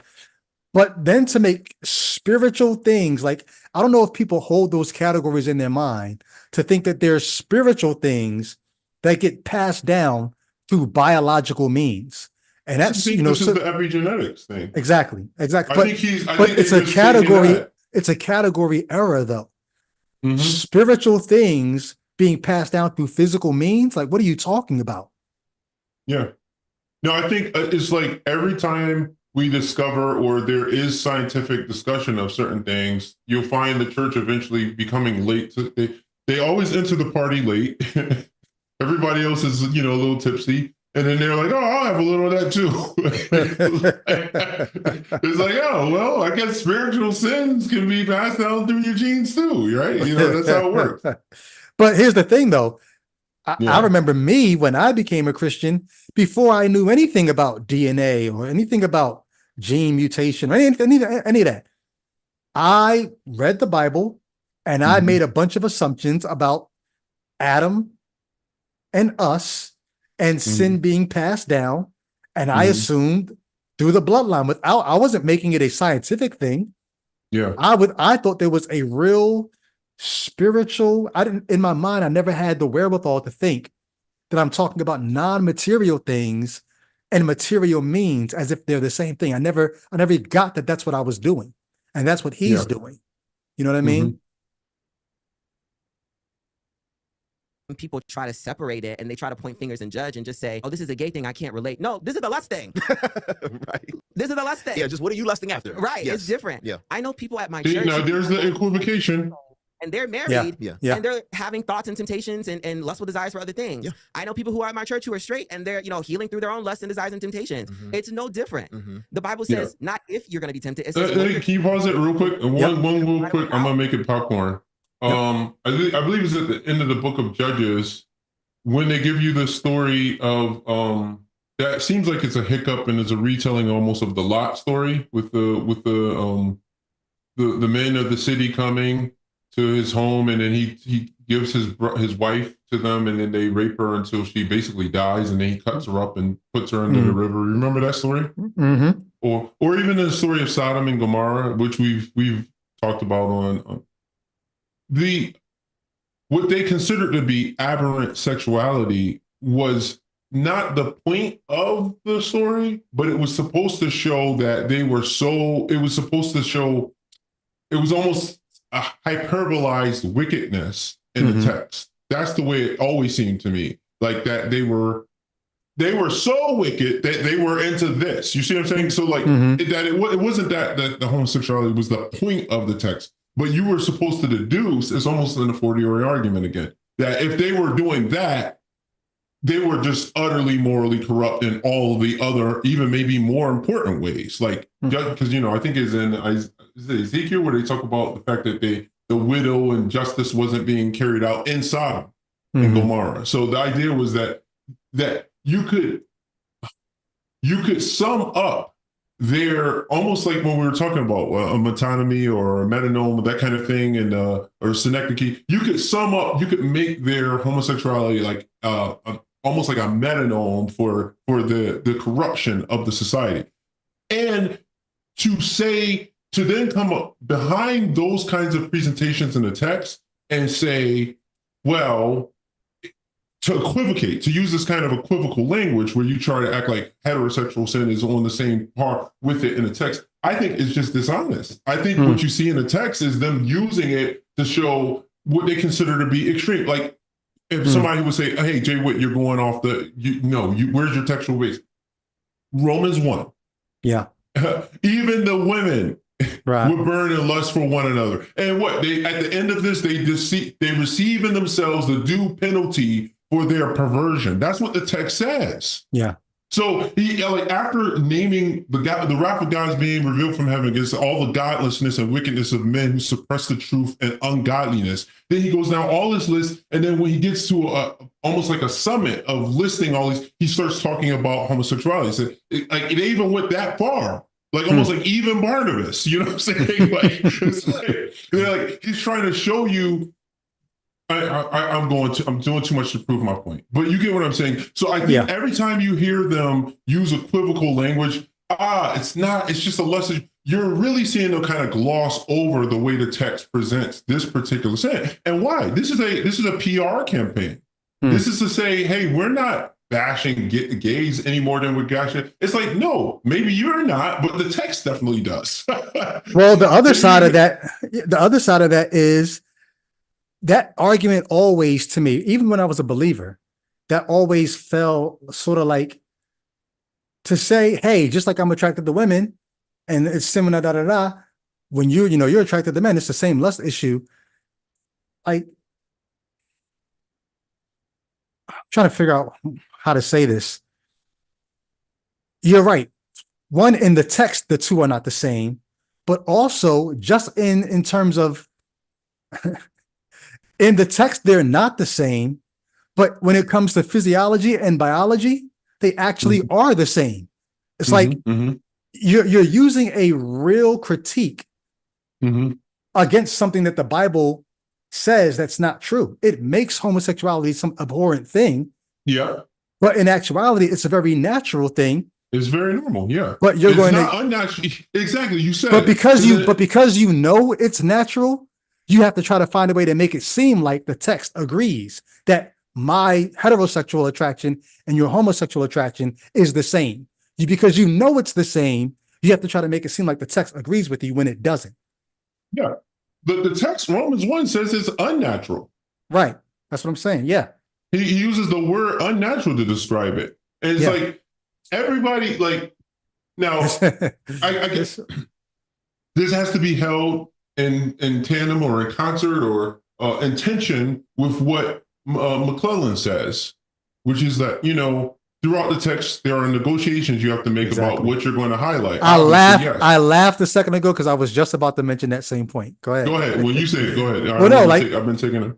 Well, it's a negotiating with the text to try to make homosexuality and heterosexual attraction the same thing. The text is not going to give you that. You have to try to give that to the text, and that's sort of what they're doing here. Yeah, they weren't in a society that was very sex positive in general, or even sympathetic to LGBTQ plus people. I mean, let's not be anachronistic and try to read that into the text. Right. I mean, we're talking about people where in Leviticus you would be stoned. like it's just like make no, and you could rape a woman in that society. And your penalty is you've got to pay her father and marry her. Exactly. It's like, so your heterosex attraction that you went after in the wrong way and ended up raping a woman is not going to get you someone horribly. Yeah. Right. It's not going to get you what homosexual activity is going to get you in that society. This is perfect, because what you just point out, a consensual homosexual act will be treated as with capital punishment. Right. Whereas a non-consensual violation that could ruin a person's life, you basically could be forced to marry the person and be able to have sex with them as much as you want. Right. These two are not the same, right? Not the same, brother. Not the same. They're not like us. All right. I got to get to his deliverance here. Let's go. So I think we have to continue not to separate it, but really start to encourage one another and help one another and be discipled and be under a local church to get that healing. And that some people would say that's what you're doing, right? Like you're throwing stones and you're judging. I have a couple friends who are Christian and they're gay. Yeah. Right? So I'm going to move to his they would say, well, the Bible makes room. Okay. But I couldn't embrace it because I felt like I couldn't change. I knew of God, but I didn't know him. I didn't have a relationship. Not a commercial. Please don't do that. So I'm thinking he's a judgmental father, and I can't come to him, which is the exact opposite. Okay. So through my story, after going through recovery, and like the Lord, like there's still a lot of sanctification that happens later, but like one of the first things that I hear in recovery, shout out to Chris and shout out to Frank at the church, he shares with me Matthew 3:17. This is the scripture that saved my life. It says, "This is my beloved son, in whom I'm well pleased." God is speaking that to who? Jesus, after he gets baptized. After Jesus gets baptized, the Holy Spirit descends like a dove. The heavens open, God's voice audible speaks. Everyone is hearing it who's by the water. This is my beloved son, whom I'm loved. I'm well pleased with him. And Frank and Chris and Aaron kept driving that into my heart because I felt like I could not be loved. Why? Because I've never felt that affirmation and love and goodness of a father. Wow. Because throughout my whole life. Exactly, yes. The only other way that I think that I can be loved is through my performance, is through striving and through my coping mechanisms. Like when they told me that I had to read that scripture, it's literally on my wall in my room. Like I had to like drive that in. It was so hard for me to realize that God loves me. And like So we could spend a lot of time. This was a big deal for him. He's got this on his wall in his room. Like I'm sure Lecrae had to be thinking, because Lecrae, from what I know of Lecrae, has at least a good hermeneutic of how. Well, then again, he did switch to a more Eastern Orthodox type Christian. I'm not sure, or was it Coptic? I'm not sure. He did switch a little bit, but so maybe he would say no. However you take the scriptures is fine, but I guess I'm saying there was a history of hermeneutic that Lecrae would have known. Okay, the scripture says God said that about Jesus. That's not God saying that to you. How is God saying that to Jesus? Anything that saves you, unless you're saying, and now granted, Richard is going to say throughout the rest of this video, Richard's going to keep turning to the camera and telling people out there in TV land, God loves you. Yeah. Well, I think he could wig himself in there through the union doctrine. Reform people. But that's not what he's doing. Yeah, I know he isn't. Yeah. But I'm saying, like, reform people would say what God says of Christ, being in Christ, that declaration is being made about you because you're now in him. Yeah, so, but the thing is, I mean, like we just talked about in Romans, right? Jacob I loved, Esau I hated. You cannot go around the world. I mean, even with Romans, even with John 3:16, for God so loved the world, Romans takes your ability to say this applies to every single person. Yeah. Yeah. Carte It blanche. particularizes that universal kind of Right. passage. Yeah. But so he particularized it. God said this to Jesus.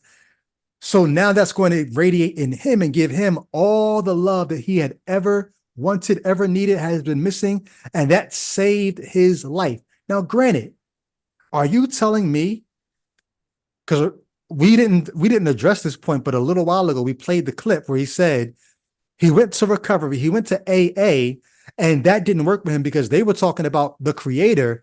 And he's like, what creator? There's only one creator, and that's Jesus Christ. So he couldn't rock with AA because they were talking about creator in general. Now he's at a church, and their recovery has God the Father saying these things to God the Son, the Holy Spirit descends, and now he's going to apply that to himself. Are you telling me that someone in some other doctrine, some other religion, some other platitude, even in AA, where I got a friend that's going through AA right now, they told him he has to come up with a higher power. I got a Dundee Award for those of y'all who rock with The Office. My sister gave me a Dundee Award. They said you got to bring something in as your higher power, whatever it is. You mean to tell me that somebody can't have some platitude that speaks to them in a certain way? Like, what is it about your God and your Bible that makes God saying that to Jesus at his baptism, and it impacts you in such a way? Are you saying that nothing else in all the world could do that for some other person? How is this now the thing that changes your life in such a way that you now know God is real beyond a shadow of a doubt? And it's only in the name of Jesus that this is going to happen. Like, I guess I'm just saying, for the person that is watching saying, see, isn't this proof that God moved? No, this is proof that the motivation that he lacked, he found it in this. But there are people that find that same motivation in a host of other things. But go ahead. But we got to say so far when we got to qualify that, because I mean, this video, he's talking about things spanning the last 4 years, and this is very recent. So, you know, let's see where he's at. Look, there was a time I used to be a believer, brother, for many years. Yeah. You would have talked to me and you would say, oh, he came out of sin and faith and stuff, but look at me now. So who's to say he's going to be on this even 3-4 years from now? But I think it's interesting that he's consistently saying that God told him, the Lord said to me this, and he never qualifies it. He never tells you how God said it to him. And we probably won't get to it on this, so people can actually hear him. But when he says those statements, God sounds exactly like him. Like the stuff God is saying to him is like, bro, he happens to talk your language. Have you ever considered the idea that maybe that's just you thinking? Because it's like, hey, well, let's do that real quick. Let's go to the part where he talks about his final deliverance. Okay. And we'll end on that point. Hold on. I almost did the thing that I always do where I play it without sharing it. Give me a sec. Here it comes. 5, 4, 3, 2. You see it? Yep. All right. Let me make it full screen.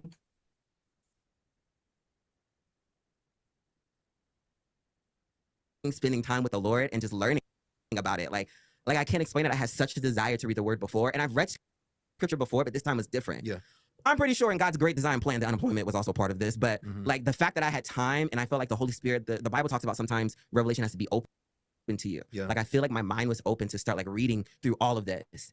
When a lot of people don't read their Bible, they don't go through it. And I'm like, how can you not? This is the manual. So what's happening as you're reading?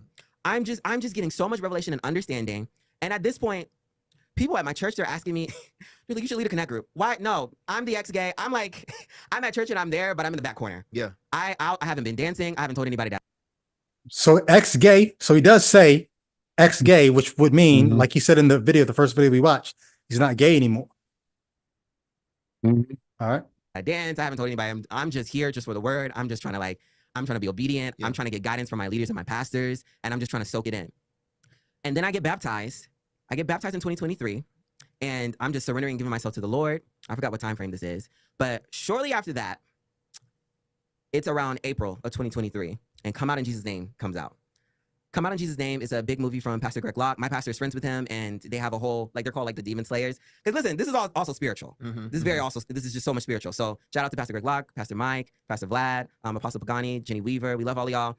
So a bunch of names that I wonder if Lecrae would have ever wanted somebody to shout out those names on his show. He talks about these deliverance ministries because it's all spiritual.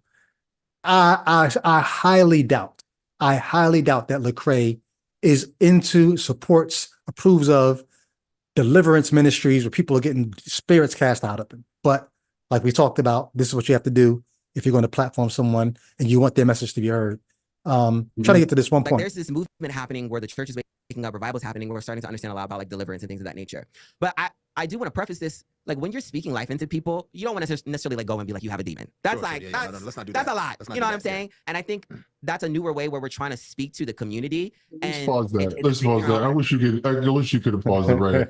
That's a lot. You don't say. For starters, it's just not true. And none of this stuff is true. So yeah, you probably shouldn't be saying any of this to anybody. I mean, it's all a lot. But go ahead. I'm sorry. Yeah. I mean, I don't want to make fun of the guy, but he really is. We gotta let them know. Yeah. Let the love and let them go through their healing and sanctification process. Although I did have deliverance.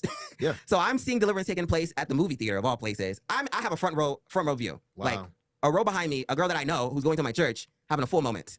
And there's only one name that they're saying, Jesus. Wow. So y'all can be upset with me or you have attitude with what I believe. You're not gonna rock me on my boat. Because your view is that, hey, your same-sex attraction does not have to live within you forever. Right. That's your view. Yeah. And people would come against that and say, you're trying to pray the gay away. Stop that. And I think, but you also said something which I thought was great. You said, if God wants me to be gay, cool. If he doesn't want me to be gay, cool. I just want to surrender to you. Yes. And I think that's where the part of the conversation people miss is that, hey, this may be your attractional disposition, but that doesn't make Jesus any less real or true. Yeah. And you may be like Jackie Hill or Richard, who says, you know what, I don't feel that disposition like I felt it before. That wasn't my story. My story was just one last spot. I'm sorry. So I mean, I'm actually not here to beat up on him right here because as harmful as this is, and it is, make no mistake, this is very harmful too. At least it's softening a little from the old stance of you gotta so I gotta give them props because perhaps I'm just talking about minimizing suffering. I mean, you know how like some people are vegans or vegetarians because they just want to minimize suffering. Yeah. It's like, well, if we have to have churches around teaching BS to people, why don't we have the ones where it's a little bit less harmful? Yeah. And like I'm saying, I'm not saying this isn't harmful because it is, but it's less than what the church used to say. In some ways, Well, I shouldn't say used to. Like they're not out here saying it now. Some of them would believe you need to get thoroughly, fully, quote unquote, delivered, and you know have a family or whatever. They actually have ministries, if I'm not mistaken. I think one was it called Exodus or something is for that. If I'm not mistaken. It's for like transforming people to leave a gay lifestyle. So Lecrae at least does a passing acknowledgement that, hey, maybe that won't be the case. You might still have same-sex attraction. Boom. Like, take that for what it's worth. I mean, it's I don't know. Some people might say it's not worth anything, you know? Yeah, good point. Good point. Yeah. I say this all the time. Yeah. I came to Jesus because I wanted Jesus. Man, that's so, say that again, bro. When I read that Jesus is the Prince of Peace and gives you peace that surpasses all understanding, that he is the... So he makes the point, even though Lecrae talked about, you know, being delivered from same-sex attraction, that's not me anymore. I don't feel that disposition as strongly as I used to, whatever. Richard makes the point. I don't know if it's a counterpoint, but it's almost like it's a better talking point. I didn't come to Jesus to be delivered from being gay. I came to Jesus because I wanted Jesus. So it's almost like the thing that you said at the beginning of this reaction. Just in case he does end up still having, or maybe even giving into same-sex attraction, he could always say, hey, I didn't come to Jesus to deal with my same-sex attraction. I came to him because I wanted Jesus. So don't try to make it seem like I said that's why I was here anyway. I came to him for him. And I got flashbacks to the thing when I was in the Christian hip hop community. One of the guys in our group, in our record label, Truth, had a song where the chorus used to say to God, I'm after your heart, not after your hand. And so there's a part of me that, and you know, that's why Lecrae got excited. The Christian amens that. I'm not coming to God for what he can do for me. I'm coming to God for himself. And whatever he ends up doing through the sanctification process, or whether he wants to bless me, cool, but I'm coming to God for God. So that almost buys him room just in case the ex-gay thing doesn't stick. Well, remember I said I didn't come to him for that anyway. I came to God for himself. I think it's an attempt. Well, again, he's saying the stuff. Underlying all of this talk is an unspoken acknowledgement that gayness is wrong. Mm-hmm. And he's making the appeal to people basically who are gay, essentially. I mean, he's saying to everyone, but come on, this is about gayness, this conversation. To come to Jesus for Jesus and don't worry about the gay thing, because he understands that it's going to be a huge struggle. Why? Because it has to do with your attraction. That is part. When people are like, oh, that's not who you are. Your attraction to people is a huge part of. Yeah, and you know what? I should have timestamped those parts of the video, because they say it several times that your sexual orientation, that is not your identity. And when I heard that, I really wanted to push back, because I'm like, that is very much. I saw a video. I downloaded this video on my phone because I just think it's so funny. I watch nothing but animal videos. I love videos about animals because I'm always watching, because I'm trying to figure out how different are we really from them. So there's this video of this guy who does spearfishing. He's deep underwater in the sea, and he's at the bottom of the ocean floor, and he sees these two crabs. But it's actually three crabs. Two male crabs are fighting over a female crab, and one of them has the female crab in two of his arms, and he's using the rest of his arms or legs, whatever they have, his legs. He's using the rest of his legs to run away from the crab while he's carrying the female, and the other one is chasing him around. And I'm just like, as funny and as cute as it is, I'm like, man, how are they doing anything different than what we're doing? Like, we do all kinds of things to get the attention of the opposite sex. Flamingos dance. Men or try the to same sex? Or the same sex, right? We do things to get the attention of the opposite sex. But your sexual orientation, even if you're a crab, right, is a huge part of who and how you are. But they've said several times in this interview that your sexual identity or your sexual orientation is not your identity. And I'm like, I think that's damaging to folks to try to bifurcate who and how you are. Well, if you make central to your identity that you are unified with Christ or whatever, how is that more helpful? I mean, at least this one is based, at least sexual orientation is based on something that's basically quantifiable. Like, you can actually look at your life. You know what gets you aroused. To say that you're united to Christ is like, it's just such a nebulous type thing, you know. Well, think about what you just said. You have sexual orientation that you feel in your bones, in your brain chemistry, your body reacts to certain, I talked about, I think, on here before. The first time I ever got an erection, I didn't try to. I was pushed up against a female on a school bus. I was in 6th grade, and my body responded. I knew what I liked, right?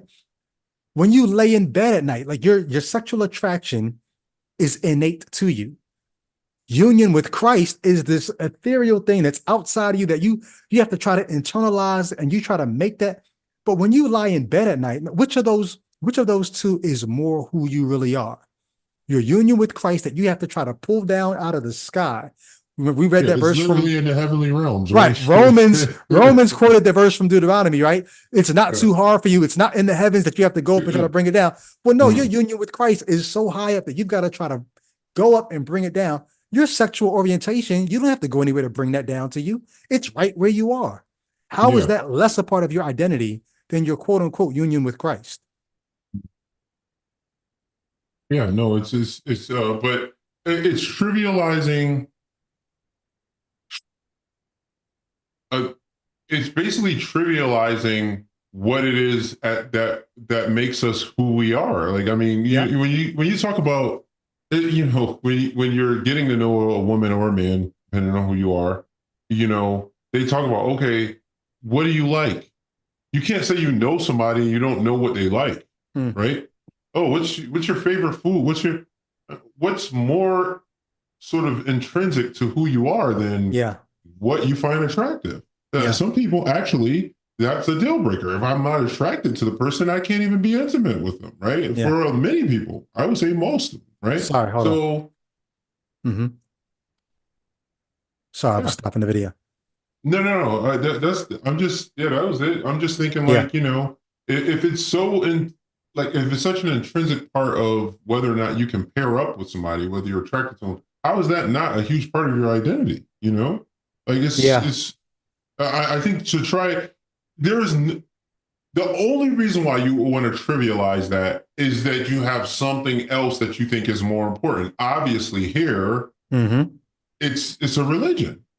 Because you take the religion out of it, nobody's saying that your sexual attraction is not a huge part of your identity. Like, once you get rid of this category of a religion, that becomes pretty much your identity. It's like a huge part of it, And it makes you Pragmatic Crystal just dropped in the chat the stats for numbers of people in our society, or is this in the world? There's a link there for Wikipedia. People that are born, is it intersex? And it's 1 in 1,500 to 1 in 2,000. And she said it's more common than we think. That ends up being about 0.07 to 0.05% of the population. But when you think about the numbers, I don't know if this is in our country or in the world, but that ends up being more than a little bit of people. So we talked in the beginning about the Olympics or just being inclusive. Of course, in your aims to be inclusive, you don't want to exclude or be rude to the religious right or Christians or whoever just so that you can include somebody else. No, you don't want to do that. But at the same time, think about what it takes to include people who this is their reality, but society has for a long time. We talked about male and female as if there was nothing else or nothing in between. And if we're talking about your sexual orientation or your sexual identity, your gender even, as being a part of somebody's identity, if it's that integral to who you are, maybe we should be a lot more understanding and a lot more willing to be flexible about our conversations about what it is to be male, to be female, to be intersex, to be attracted to more than one gender, to be attracted to the same gender.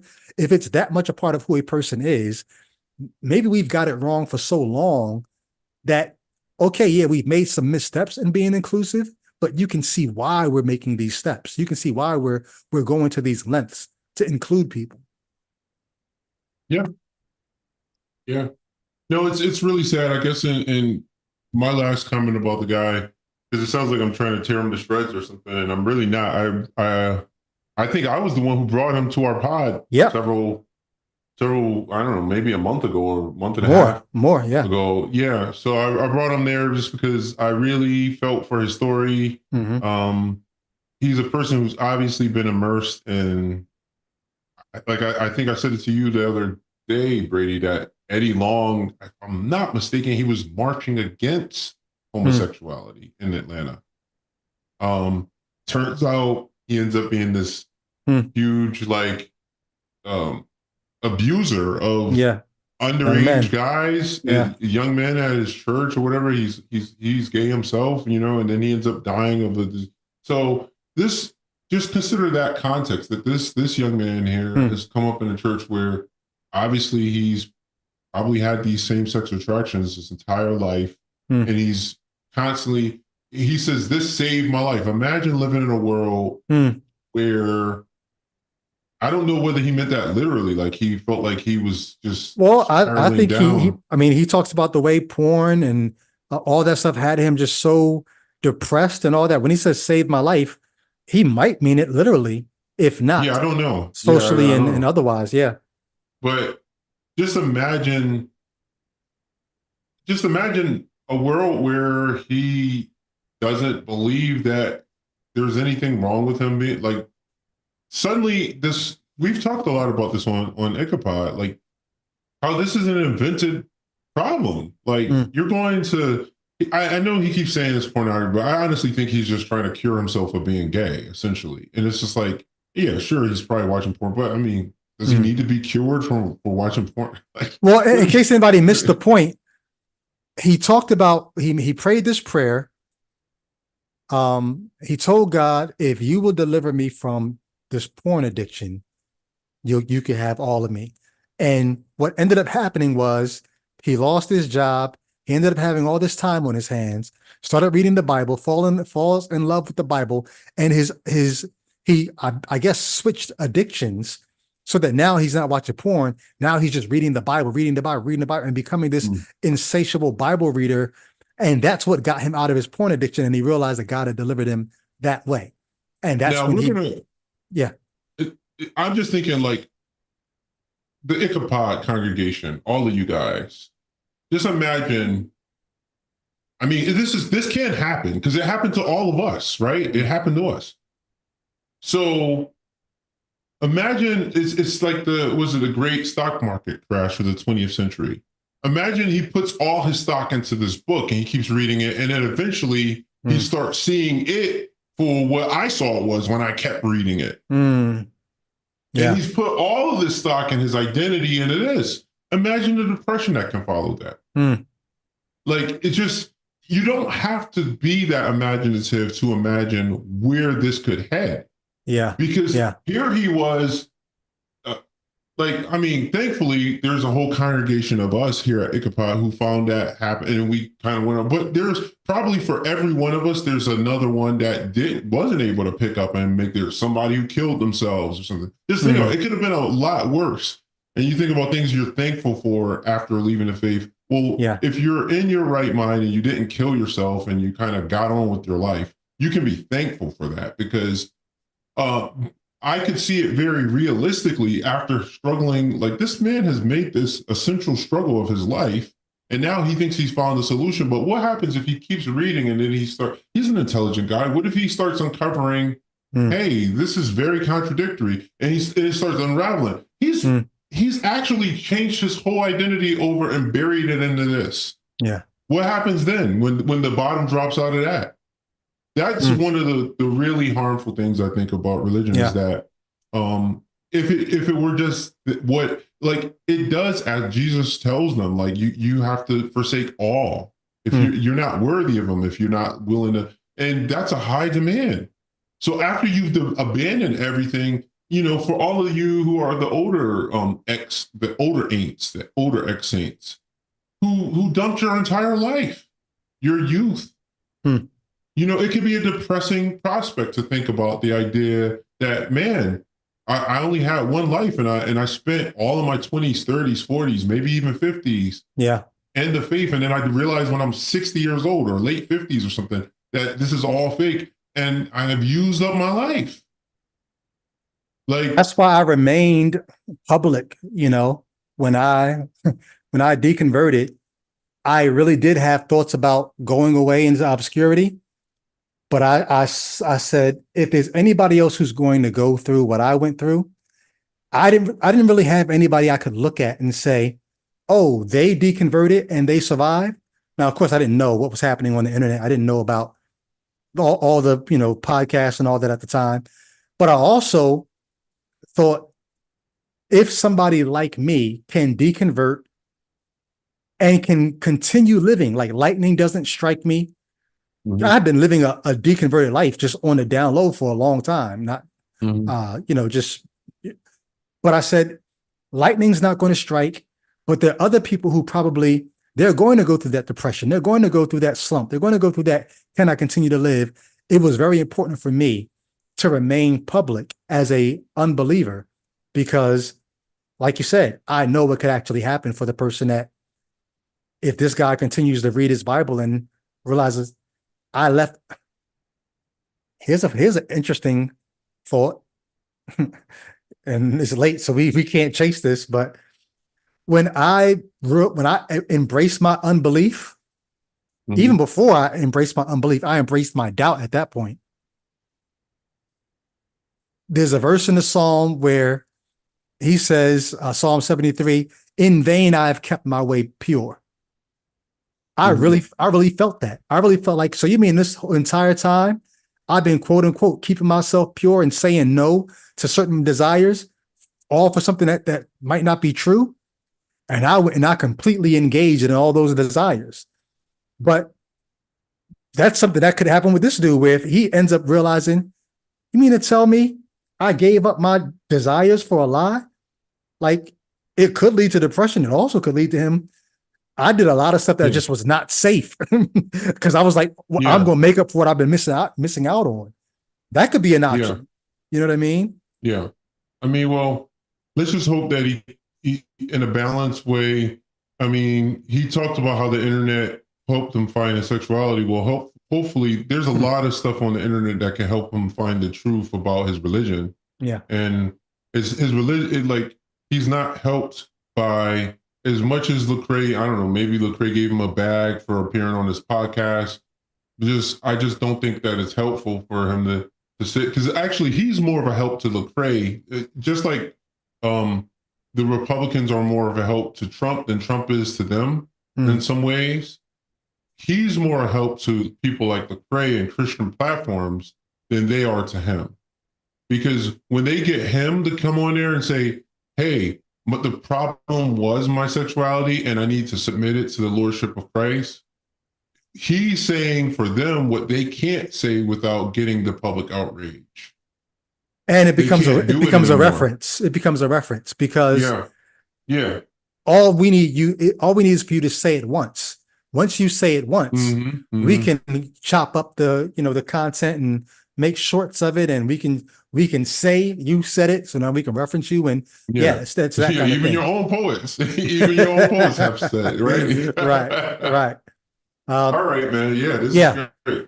This has been over 2 hours, and it was a lot of rich, good discussion of things that we could spend a lot more time talking about. But I look forward to seeing the comments because I know there's going to be tons of comments. But make sure, guys, you take a second to like the video, drop a comment, subscribe if you're not a subscriber. We got to do a drive. I might do a drive to get the subscriptions up on this channel. Where I try to go live every day for a week or something like that. I don't know, but we'll do something. But please share the content. I know it's weird sharing me with my blazing continents with the rainbow or whatever, but share it, please. Please share the content, and we got be nice for us to hopefully we won't just I'm not gonna go down that. Look, nope. I was delivered from despair before. Right? Hey, thank you guys for tuning in on a Thursday night. Hope you guys have a great rest of your week and enjoy your weekend. If it's not Thursday, thank you for checking us out whenever you check this out. Much love to you. Love, logic, and light. We'll catch you in the next one. Peace. Peace.